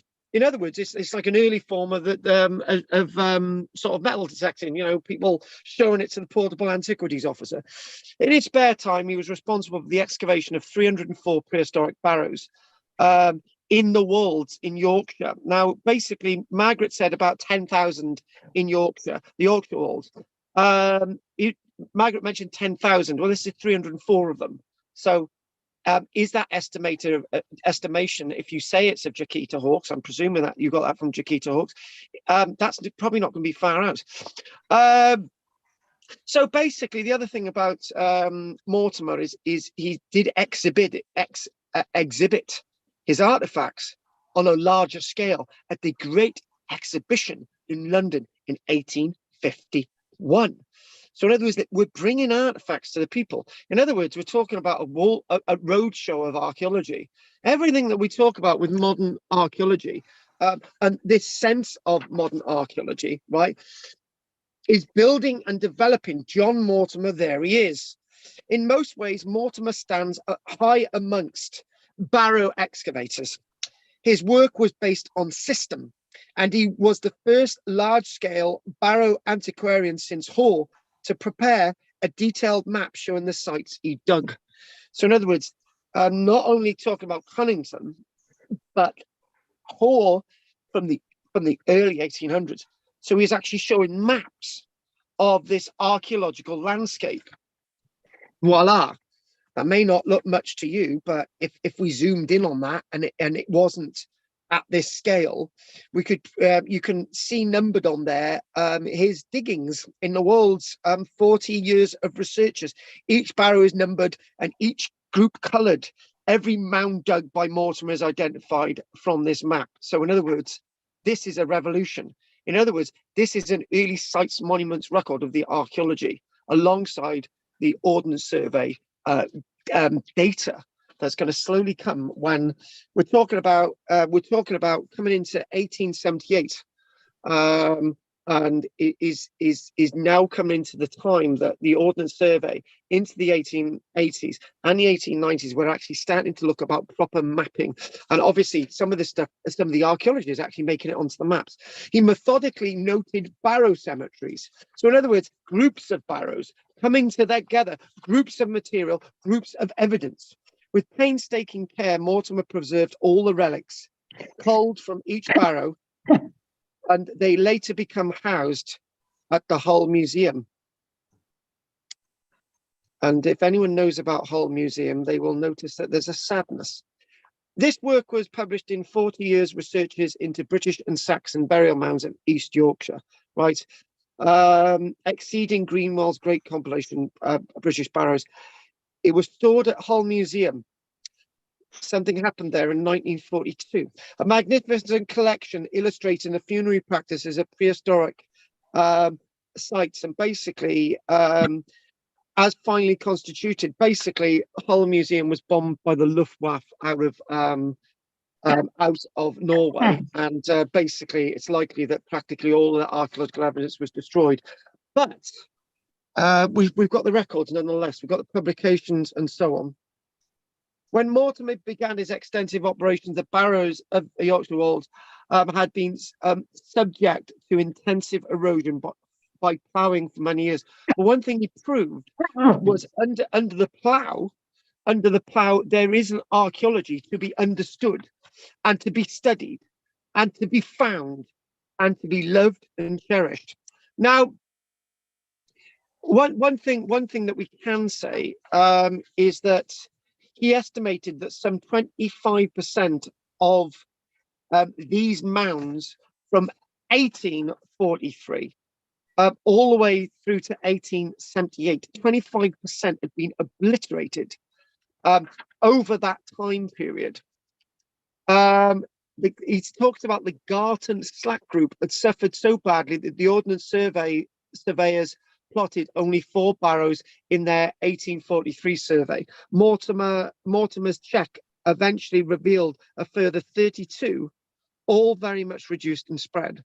So in other words, how do I explain that? The Ordnance Survey, their requisite, if I'm remembering this right, is everything over half a meter they record, anything under half a meter they don't, right? I think that's fact. If one of you can fact check that or not, but that's probably why there's only 4. Mortimer noted that there were various groups that he found. Some were unusual, common, uncommon landscapes of archaeology. What he interesting enough, he also created another revolution. Forget the little hut on the left, right? But the other revolution, let's read this out. His other revolution is that in his work, Mortimer showed a clear grasp of method considerably in advance of his time. On reopening a barrow, reopening a barrow on Calais-Wold, Yorkshire, he noticed holes. There it is. That's the plan. Holes made by stakes and posts in the ground.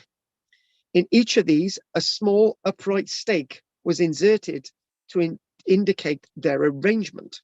So, in other words, what he did was that he was able to read the landscape. Let's not call it crude reconstruction. I've done it by reconstructing the position of the post holes by putting a stake in them. And this is another revolution. Listen to this. Plaster casts were taken of several of the smaller holes, and it was possible to make out that some of the stakes had been roughly pointed and driven into the ground, whilst the larger and even some of the smaller ones had been placed in holes previously made for them, with their thick ends downwards. In other words, guys, he was using an early form of photomography, or whatever you call it. I can't even say it.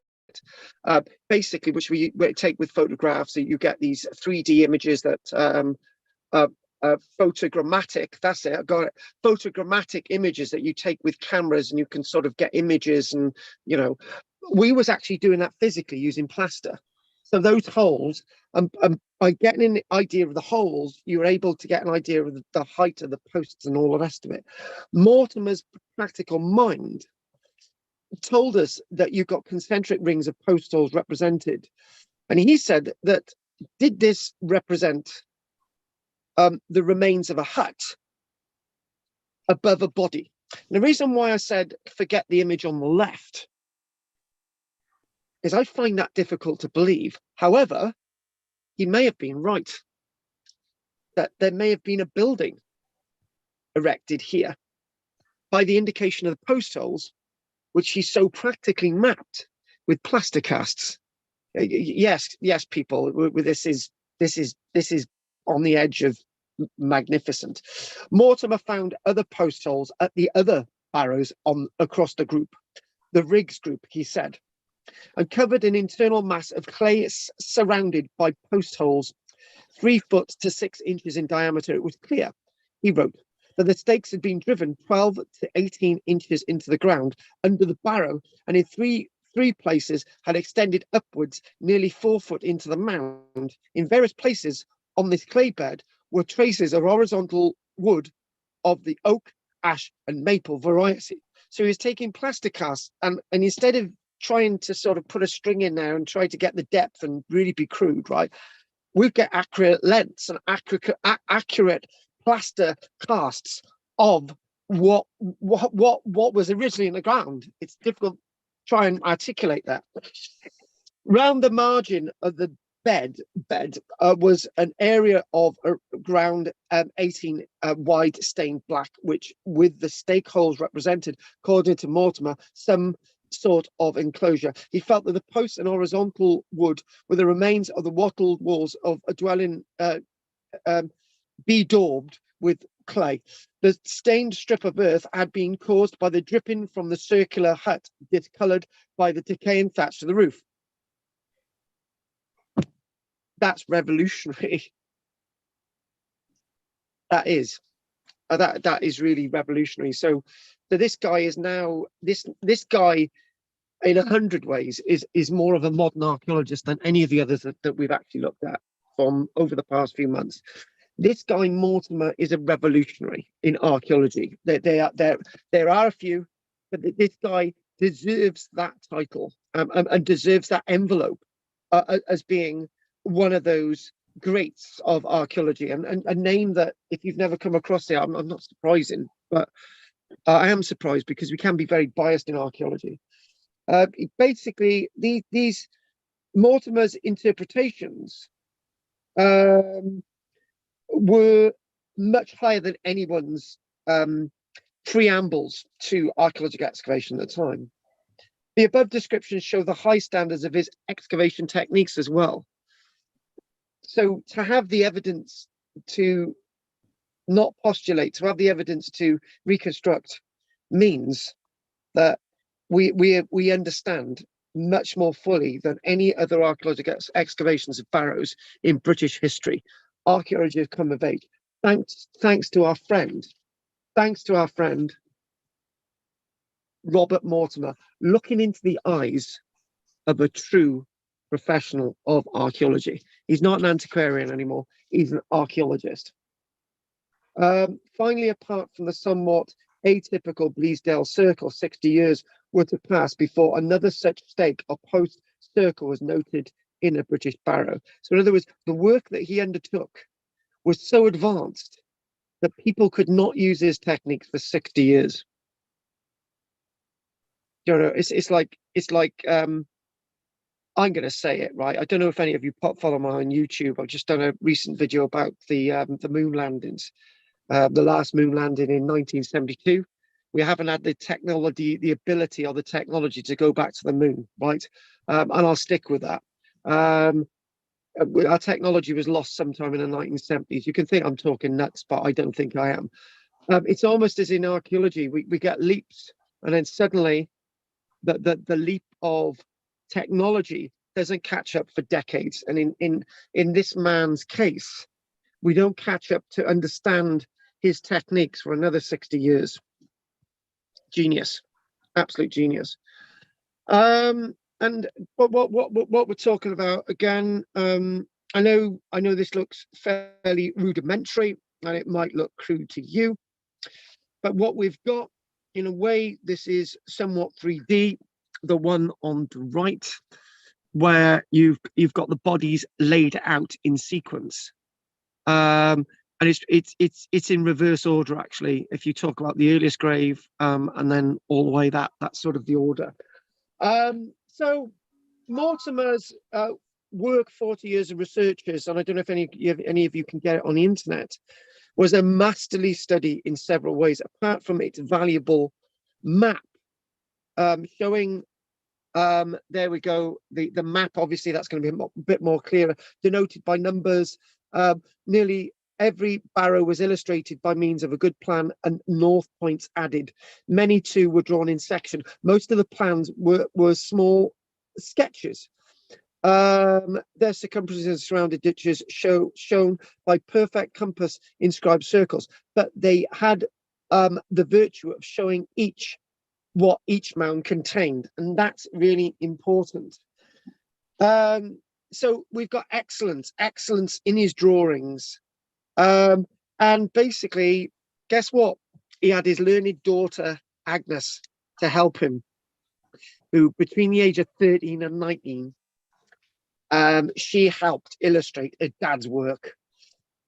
Mortimer invariably gave the dimensions of the barrow he dug and noted the details of construction. Do you want to see some of his daughter's illustrations?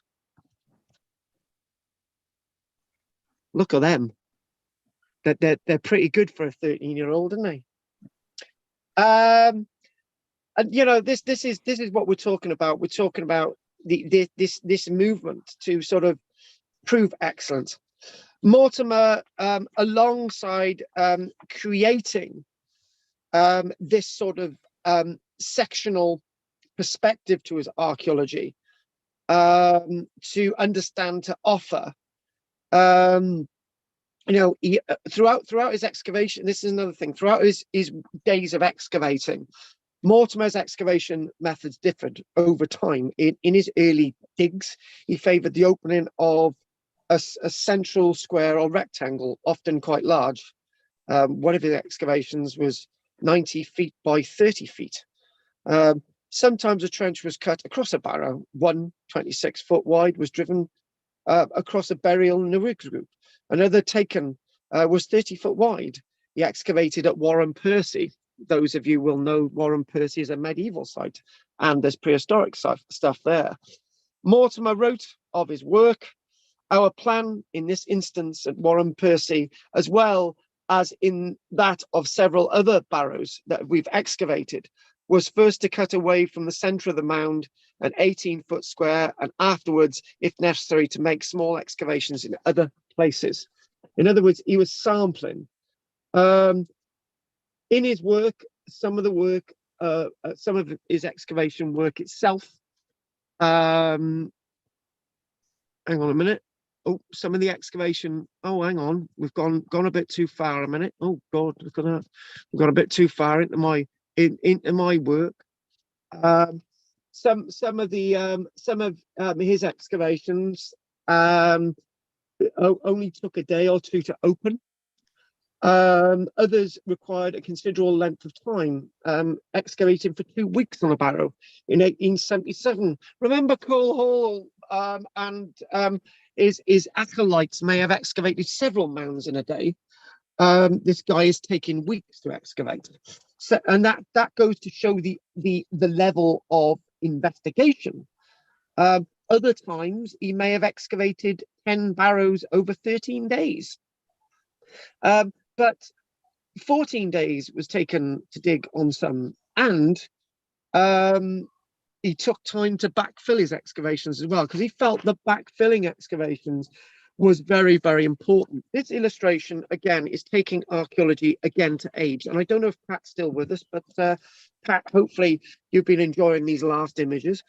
Digging operations in progress on one of the Riggs barrows in the Wolds of Yorkshire opened in 1875. The mound had been much lowered by ploughing since an earlier dig in 1849.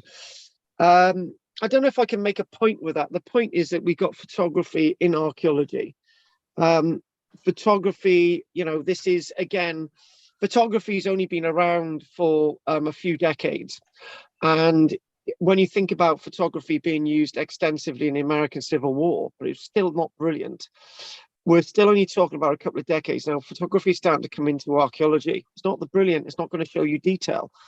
But obviously, but that's a photograph of a site photographed in 1875.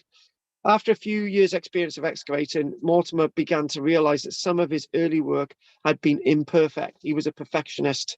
He obviously had OCD. I wonder who else has got OCD. And that he had perhaps missed burials. So he felt that he actually, Peter, you made the comment earlier on about these people had the cheek of criticizing other people. This guy criticized himself, so I think he's come of age. He faulted some of his earlier work wasn't good, so therefore he wanted to go back and do the best he possibly could. Mortimer's investigation methods, though extremely careful once the old ground surface had been reached, occasionally result in damage to interment and grave goods. We've all done it, right? We've all done it, you know. He's saying that obviously using people who are not trained is not the best thing to use. During his long barrow digging career, Mortimer only excavated 2 long barrows. Most of them were round barrows. His interpretation of the features they contained, unfortunately, was incorrect, which was a shame because he seemed to get things right with his round barrows. We're going to look at another image of the commencement of operations on the huge mound at Duggleby Howe in 1890. The cutting was some 40 foot square and went over 20 feet deep. Mortimer mentioned useful aids he had sometimes thought of to expedite his work. Again, Margaret, revolutionary time, Margaret, again. He obtained pieces of sheet iron to stand on when clearing out graves, so he could keep the graves he was excavating intact without putting your foot through a skull. I've done it. Oh Christ, I wish I'd have said that now, but I have. But I was only 14.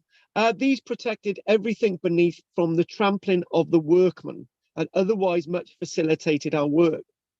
To screen his labourers from high wind in elevated areas, he tried fixing up with stakes several yards of thick cloth, expressly obtained and frequently used as a shelter when at work on these breezy high grounds. Now, obviously, you wouldn't get me stepping on a human skull today. I take great care excavating. However, this idea of protecting excavators from elements is something that I do.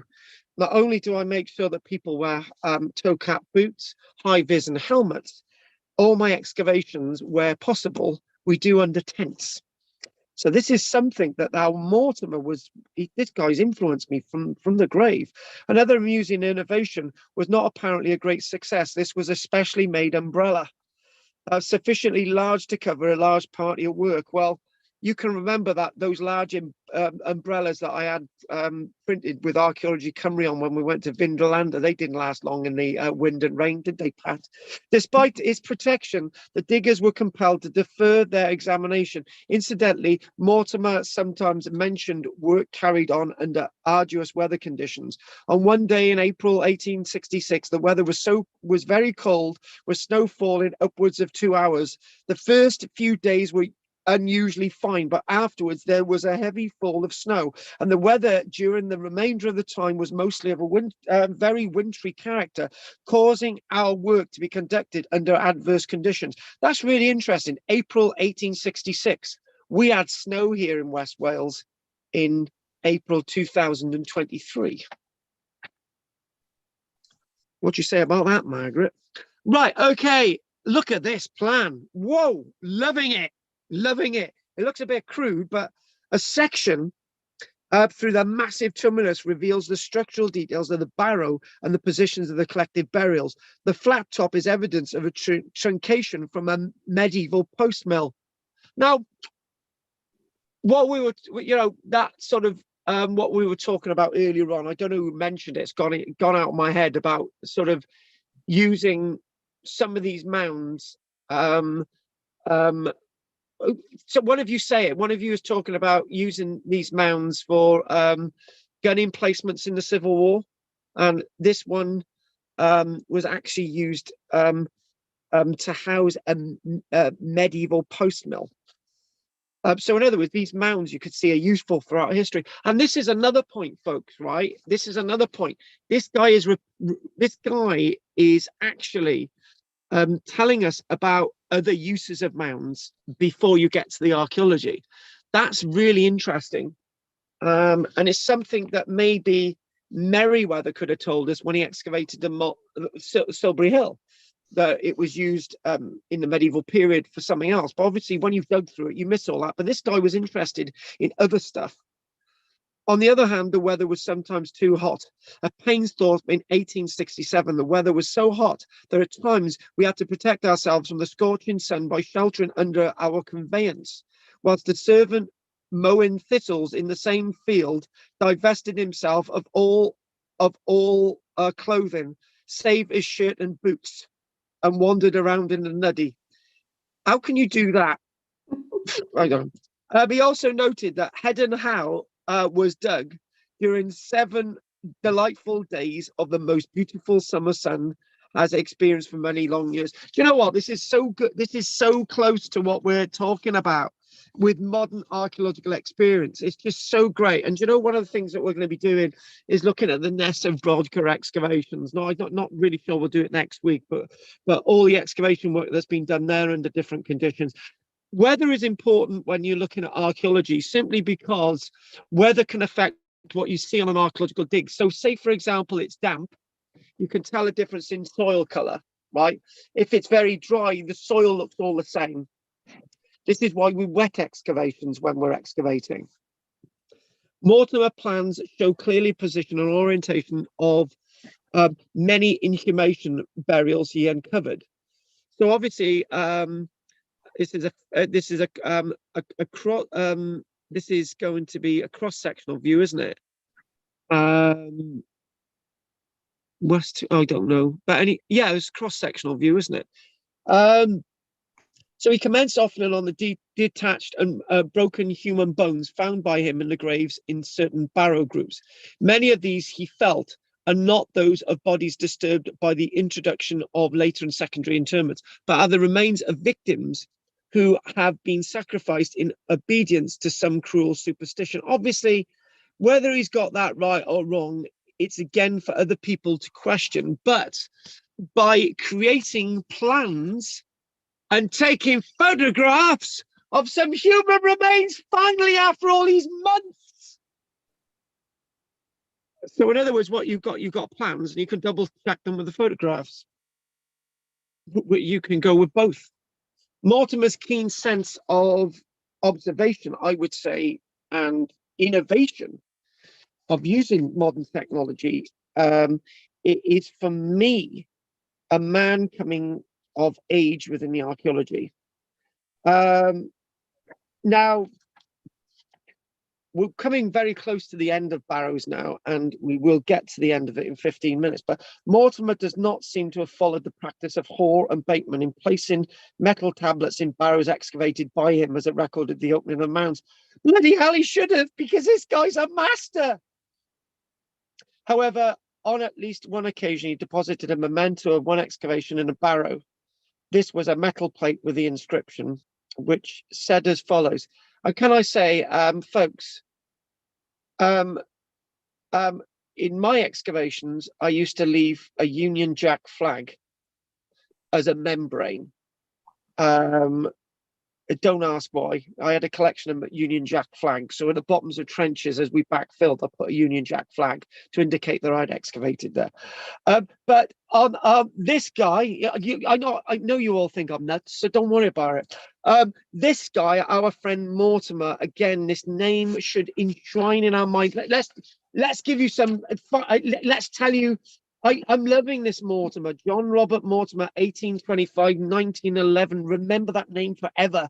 On this plaque, he placed into one of the excavations. April the 16th, 1866.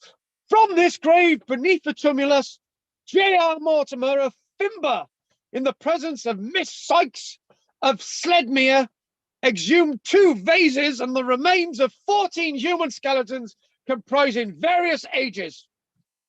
Loving it. And that we are loving, right? We really, really are. On a number of occasions, Mortimer noted the presence of spectators and sightseers. Oh, we can't get away with this. At his barrow openings, mostly friends and acquaintances, and sometimes the owners of the land on which the barrows were situated. Oh my God, they're the worst folks. Sir Tatton and Mary Sykes whose enlightened encouragement was a great stimulus. Okay, that's good then. They provide the tea and cake, was quite frequent attenders, and the former occasionally helped Mortimer defray the expenses of opening some of the larger tumuli, a fact for which Mortimer expressed his gratitude. On one day at Garston Slack. Now, Garston Slack is important for another reason. Look it up, folks. Other barrows of other dates. Something important being found at the Garston Slack barrows of another date. 5th of September 1873, there were no less than 17 interesting onlookers, including 6 doctors and a parson.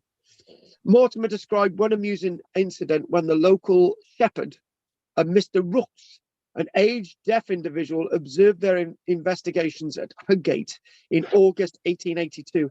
After peering at them with some intense curiosity, accosted them with the words, here we go, "What are you doing? Are you go-on-in, chaps? Are you leaking for money? You'll find out there were some chaps dug into 30 years since. Probably he was recollecting an opening by Silburn. They meant a great hooler at where you're heading, me who you hear away to his ears, but you found out." I had no idea what that said, but in other words, what he's saying, he's recollecting that other people had dug there, and that is another lesson that he learned. Always found out from the local people if anyone had ever dug anywhere, because that gives you an insight into earlier work. Mortimer's book included a lengthy introduction describing all aspects of the barrows he had excavated, with the descriptions of their construction details of their burials, pottery artifacts, and so on. For some of the suppositions relating to barrows and the society involved in raising them. But then again, it doesn't really matter what he says about the barrows, it's the detail he offered us. That's important. That's what I've always said.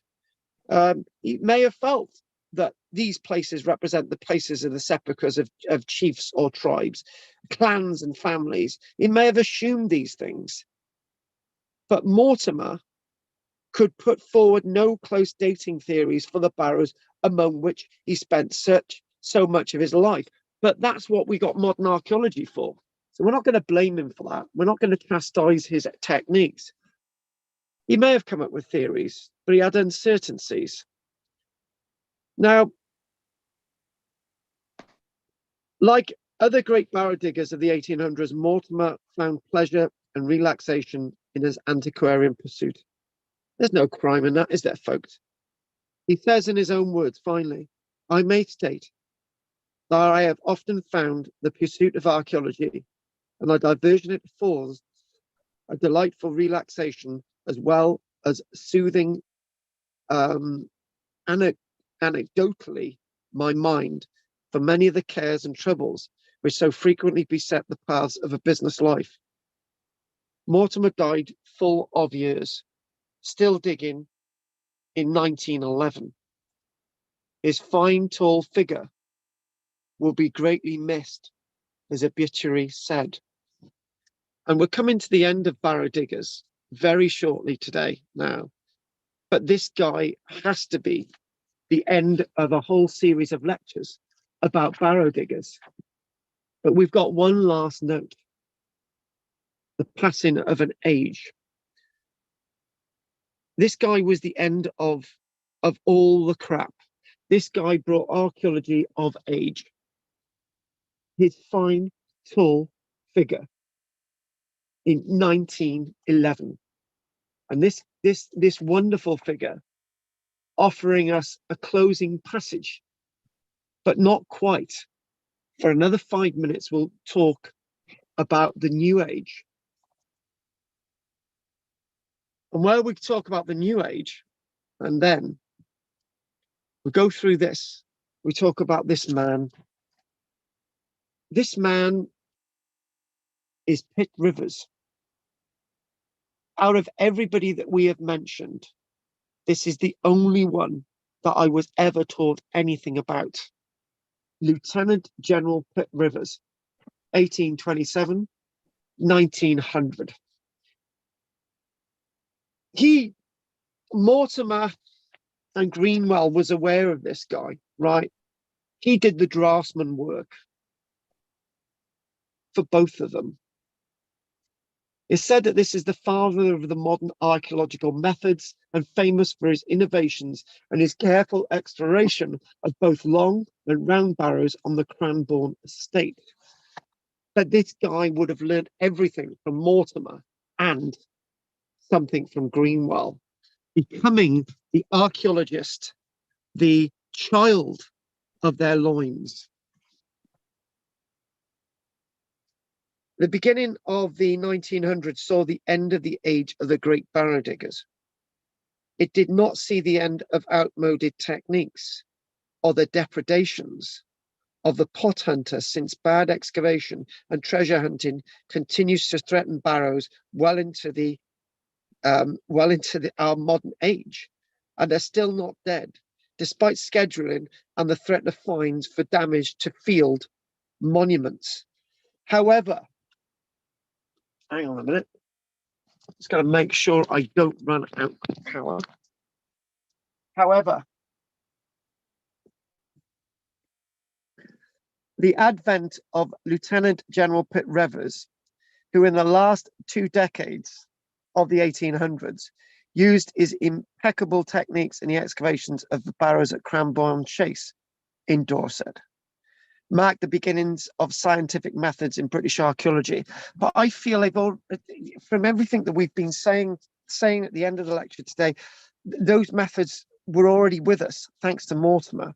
Pitt Rivers completely excavated sites and drew contoured ground plans and sections of them. With great care, he totally removed round barrows, section by section, and after depositing an inscribed disc recording the excavation, he just as carefully restored the mounds.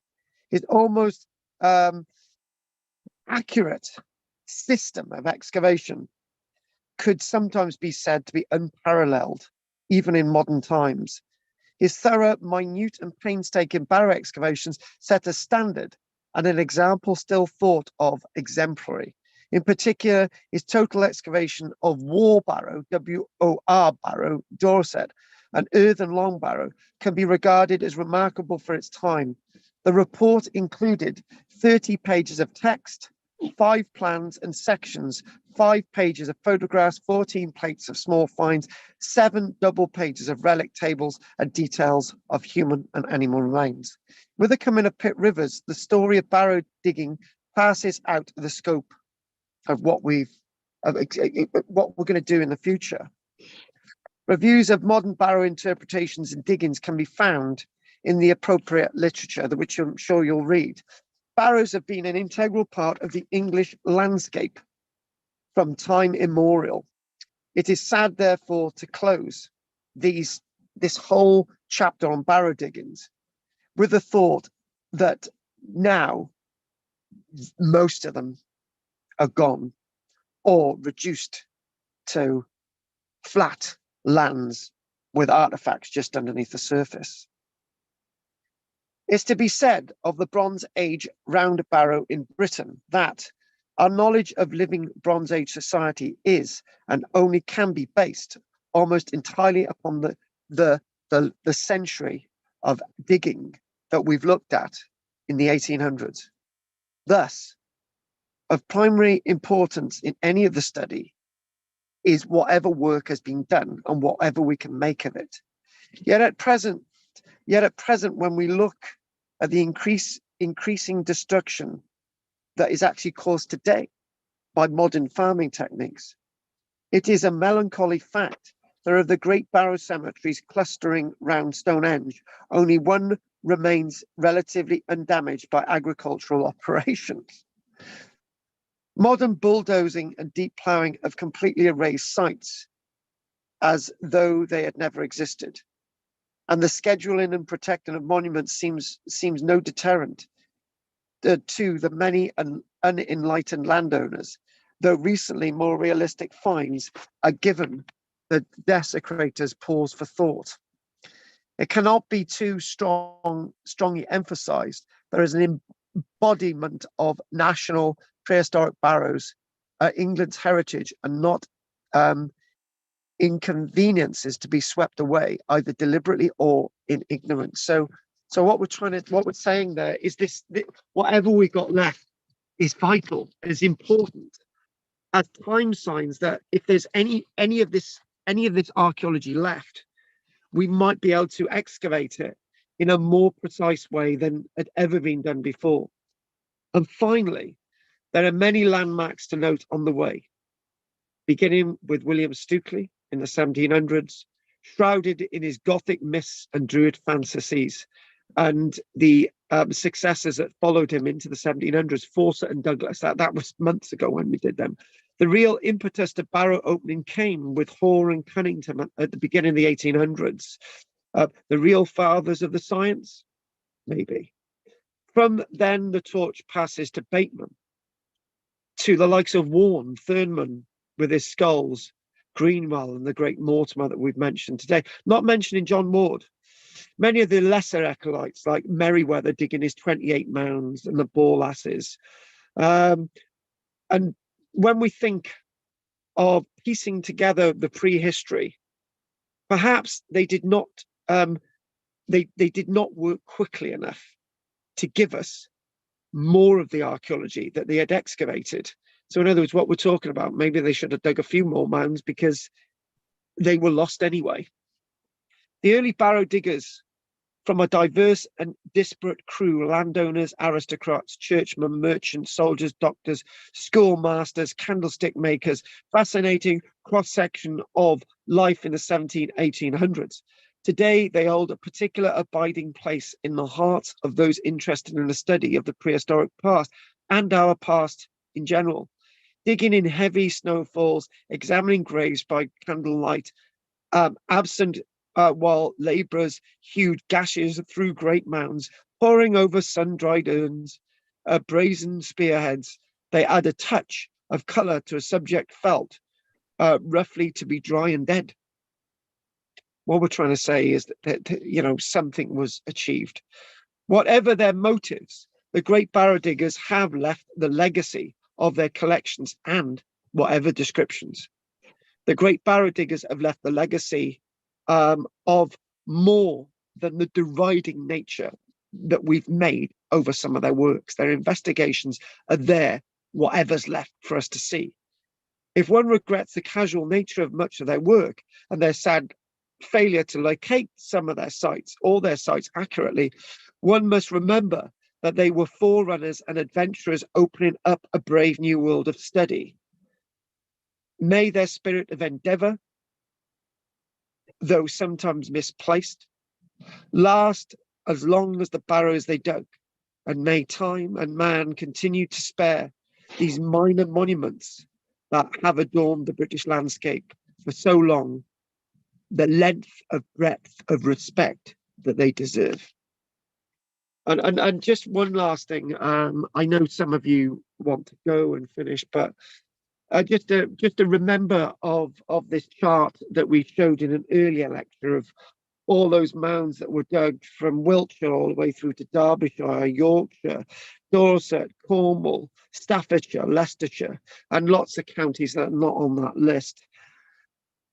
And the last thing I wanted to do at 10 o'clock was to show you this image. This is actually a bibliography, and what I am going to say is, if any of you go back online after this lecture and go to the end of the YouTube recording, you'll get this list online, and you might get some of that work from Borlass in Cornwall, or Merryweather from Wiltshire, or the work of Bateman in Derbyshire, and other people have undertaken studies of their work.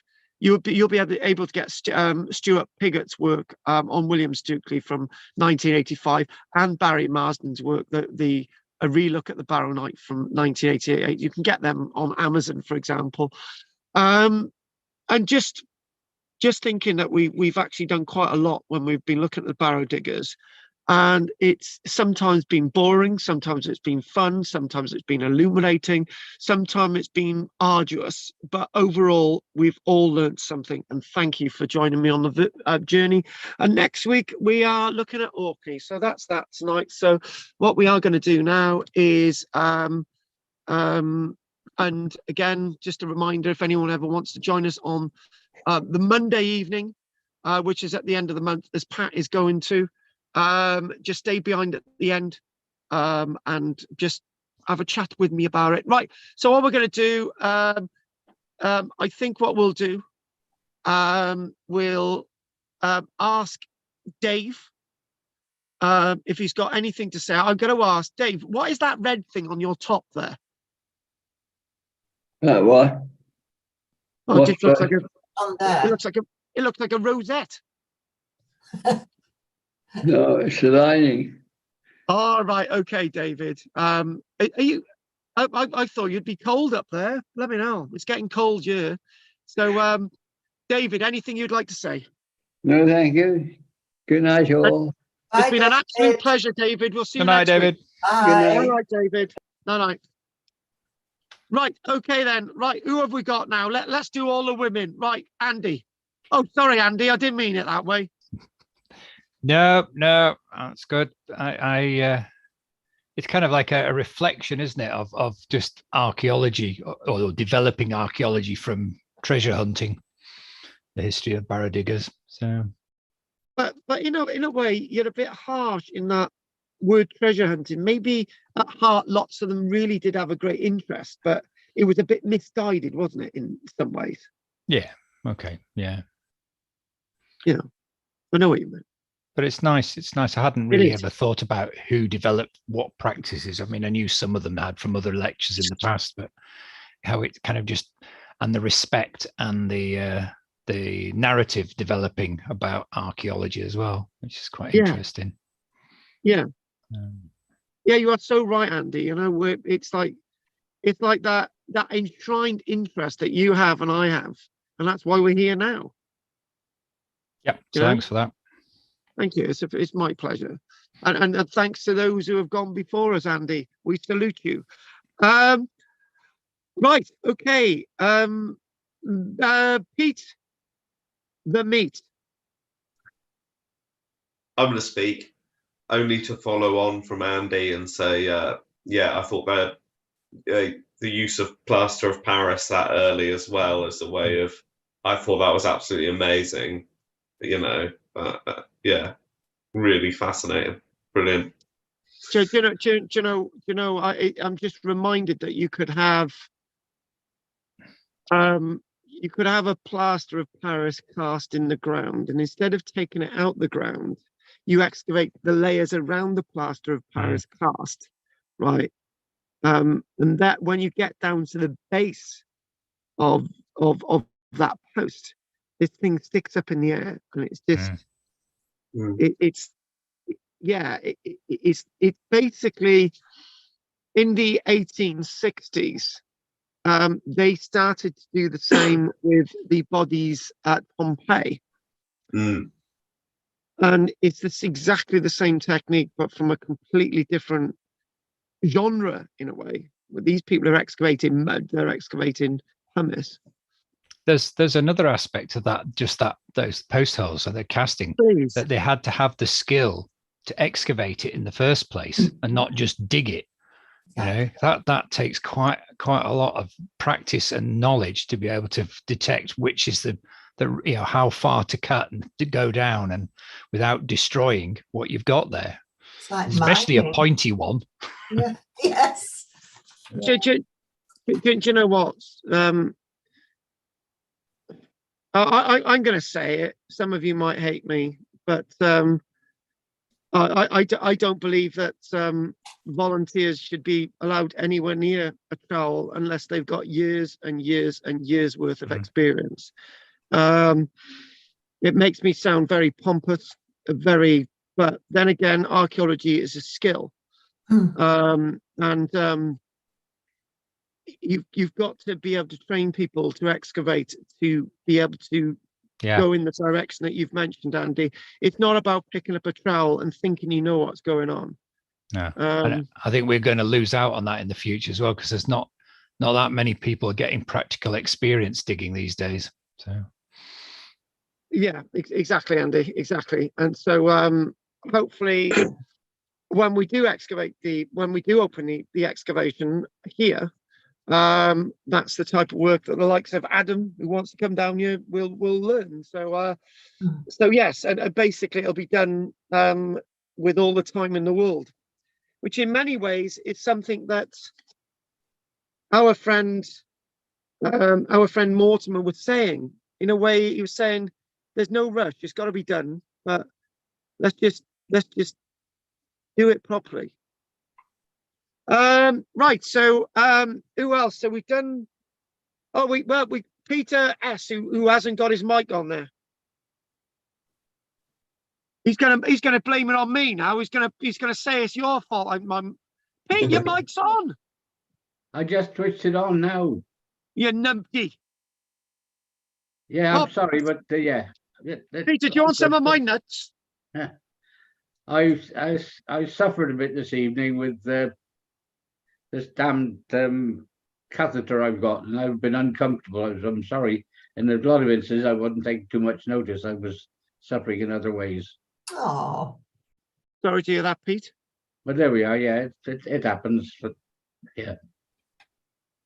Anyway, thanks for that, Pete. And finally, Margaret's been name checked so many times in this lecture tonight, right? Margaret, you shouldn't say anything, then I wouldn't even mention you. well, I found it quite interesting. I didn't know anything about these antiquarian Barrow diggers. I knew about the Barrows, but I didn't know all of this was going on in the 19th century. So it's been quite enlightening. I just wonder, when you look in the Barrows at the skeletons that they find, did they bury them with their clothes on, or were they buried naked? Did they ever find fibres from the clothing? Because their clothing would have been from natural fibres, wouldn't they? You don't necessarily necessarily need to find fibres to indicate that they've got clothing. Usually it's a matter of spatial awareness. So if say for example you've got a grave shaped like a human being, right, and the bones are basically more or less up against the side of the grave, it's probably an indication that they were buried with no clothing, right? If say for example they were buried in a shroud, then as the shroud, which kept the body sort of tightly together, as the shroud breaks down, the body will alter in the grave. So that's an indication that it's been placed into a shroud. So you can look at spatial awareness for understanding how a body was buried, whether it had clothes or not. So you don't necessarily need fibers. Sometimes it's impossible. Sometimes the indication that you've got fibers buried with a body are indicative with the decay caused to the bones, i.e. the chemicals with clothing and so on. So there's lots of different ways of looking at it. Interesting. It's just not one fits all food, you know? Yeah. I remember you did a series about archaeologists, and ages ago, a few years ago. Yes. And I remember you mentioning Pip Rivers. Yes. But I would quite like to revisit some of those archaeologists, maybe some of the much older ones that we didn't do, like Constantine's mother, I believe, was the first one. Right. First archaeologist, Pizzicolli. Have you heard of him? Pizzicolli? Is that the Italian? Italian. And there's tip on my tongue. John Leyland. Have you heard now that he would be a beast. Yes, come across John Leland a lot. Yes. Yeah. William Captain. Oh yes, and his maps. Yes. Yeah, John Aubrey. Oh wow, that goes without saying. Come on, John Aubrey. We've got reports of him seeing coins produced by the Welsh princes that disappeared. We got. Oh, I saw this coin from a Welsh prince, you know, and you know, we get these antiquarians recording things that the evidence just disappears. It's a bit like somebody saying, "Oh, I found you know, I'm an antiquarian. I saw a sword relating to King Arthur, and those artifacts are gone." I'm not dissipating evidence. What I'm saying is that sometimes antiquarians can offer us clues to things that no longer exist. But I think it would be interesting to hear about these archaeologists and the work that they did. And you know, the way I could fit that in is actually the beast of all this would be Kathleen Kenyon, because she liked the Neolithic stuff. Yeah. So Kenyon could be a beast, and then to link in with Kenyon, we do Gertrude somebody or other. Gertrude Bell. Yes. Gertrude Thompson Bell, and we've got what we could do, but if we're going to balance this, we've got to put Kathleen Kenyon alongside Flinders Petrie, who would have also been into prehistoric stuff. So there's somebody called William Constable, he was a great collector of fossils and artifacts. Oh, one sec. No, Pete, go on. Hi, Pete. Hi, Pete. Go on. Yeah, William Constable. He collected lots of fossils and artifacts. I was thinking of the bloody painter then. Sorry. No, that was John. They were related, his obviously, brother. brothers. Yeah. Brother. Yeah. They're called John Freya, Hoxton Breakthrough. He noticed and Pengelly down in Cornwall, Brixham. Freya. Yeah, so there's loads of them, aren't there? It'd be interesting to hear about them and what they did. There certainly would. There certainly would. Yeah. So okay. Yeah. No. Well, I've taken a note of some of that. So yeah, we will give it a go. Right. Anything else anyone wants to say? Nope. No. Thanks for that, Margaret and Andy and Pete. And thank you, that's it really. So okay then, well, that's good. Anyway, thanks for joining us tonight, and hopefully we'll see you all next week, and obviously Anne back next week, Greener coming back soon, Adam's joining me tomorrow, so back hopefully next week. So if that's everybody done, night Pete, thank you, night Margaret, thank you, and night Andy. See you next week. Take care. Good night. Thanks. Bye guys. Good night. Thanks, Carl. Night, Andy. God, some interesting stuff there. I don't even know. I haven't been keeping an eye on anybody online, and I'm going to double check now. There might have been somebody in live chat. Live chat. Live chat was moved. What? Live chat was moved. How do you move live chat? How can you move live chat? I'm going to just double check if we're croaky voice. I haven't had a croaky voice in ages. It's not good. Have pity on me. 10:15. You know, these classes used to go on till about 9:30, and we used to finish because I don't know why we used to finish at 9:30. There was a reason. Hang on, just double checking now about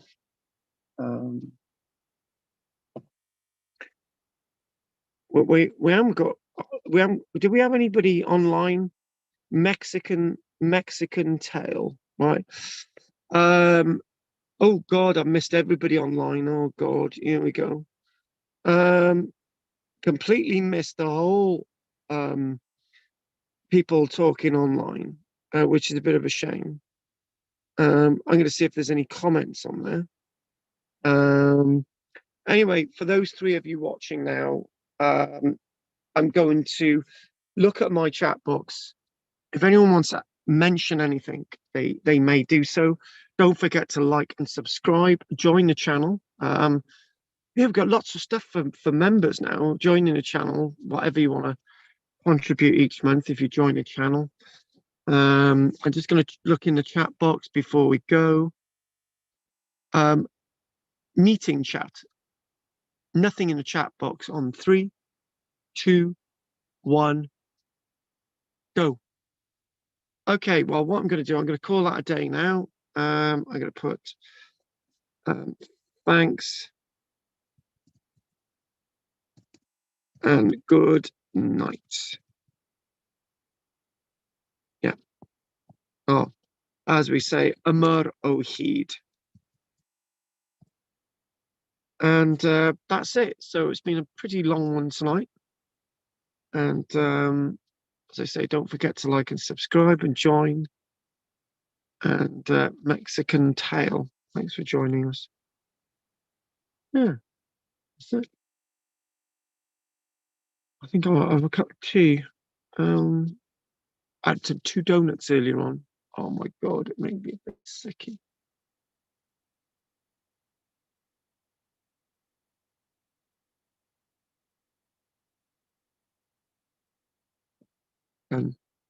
Right, that's it. No, everybody. No. Diolch yn fawr i chi. Nas da.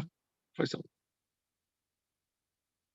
Or next week, Tuesday, about 7:40. Tomorrow, we're doing this about 7:20.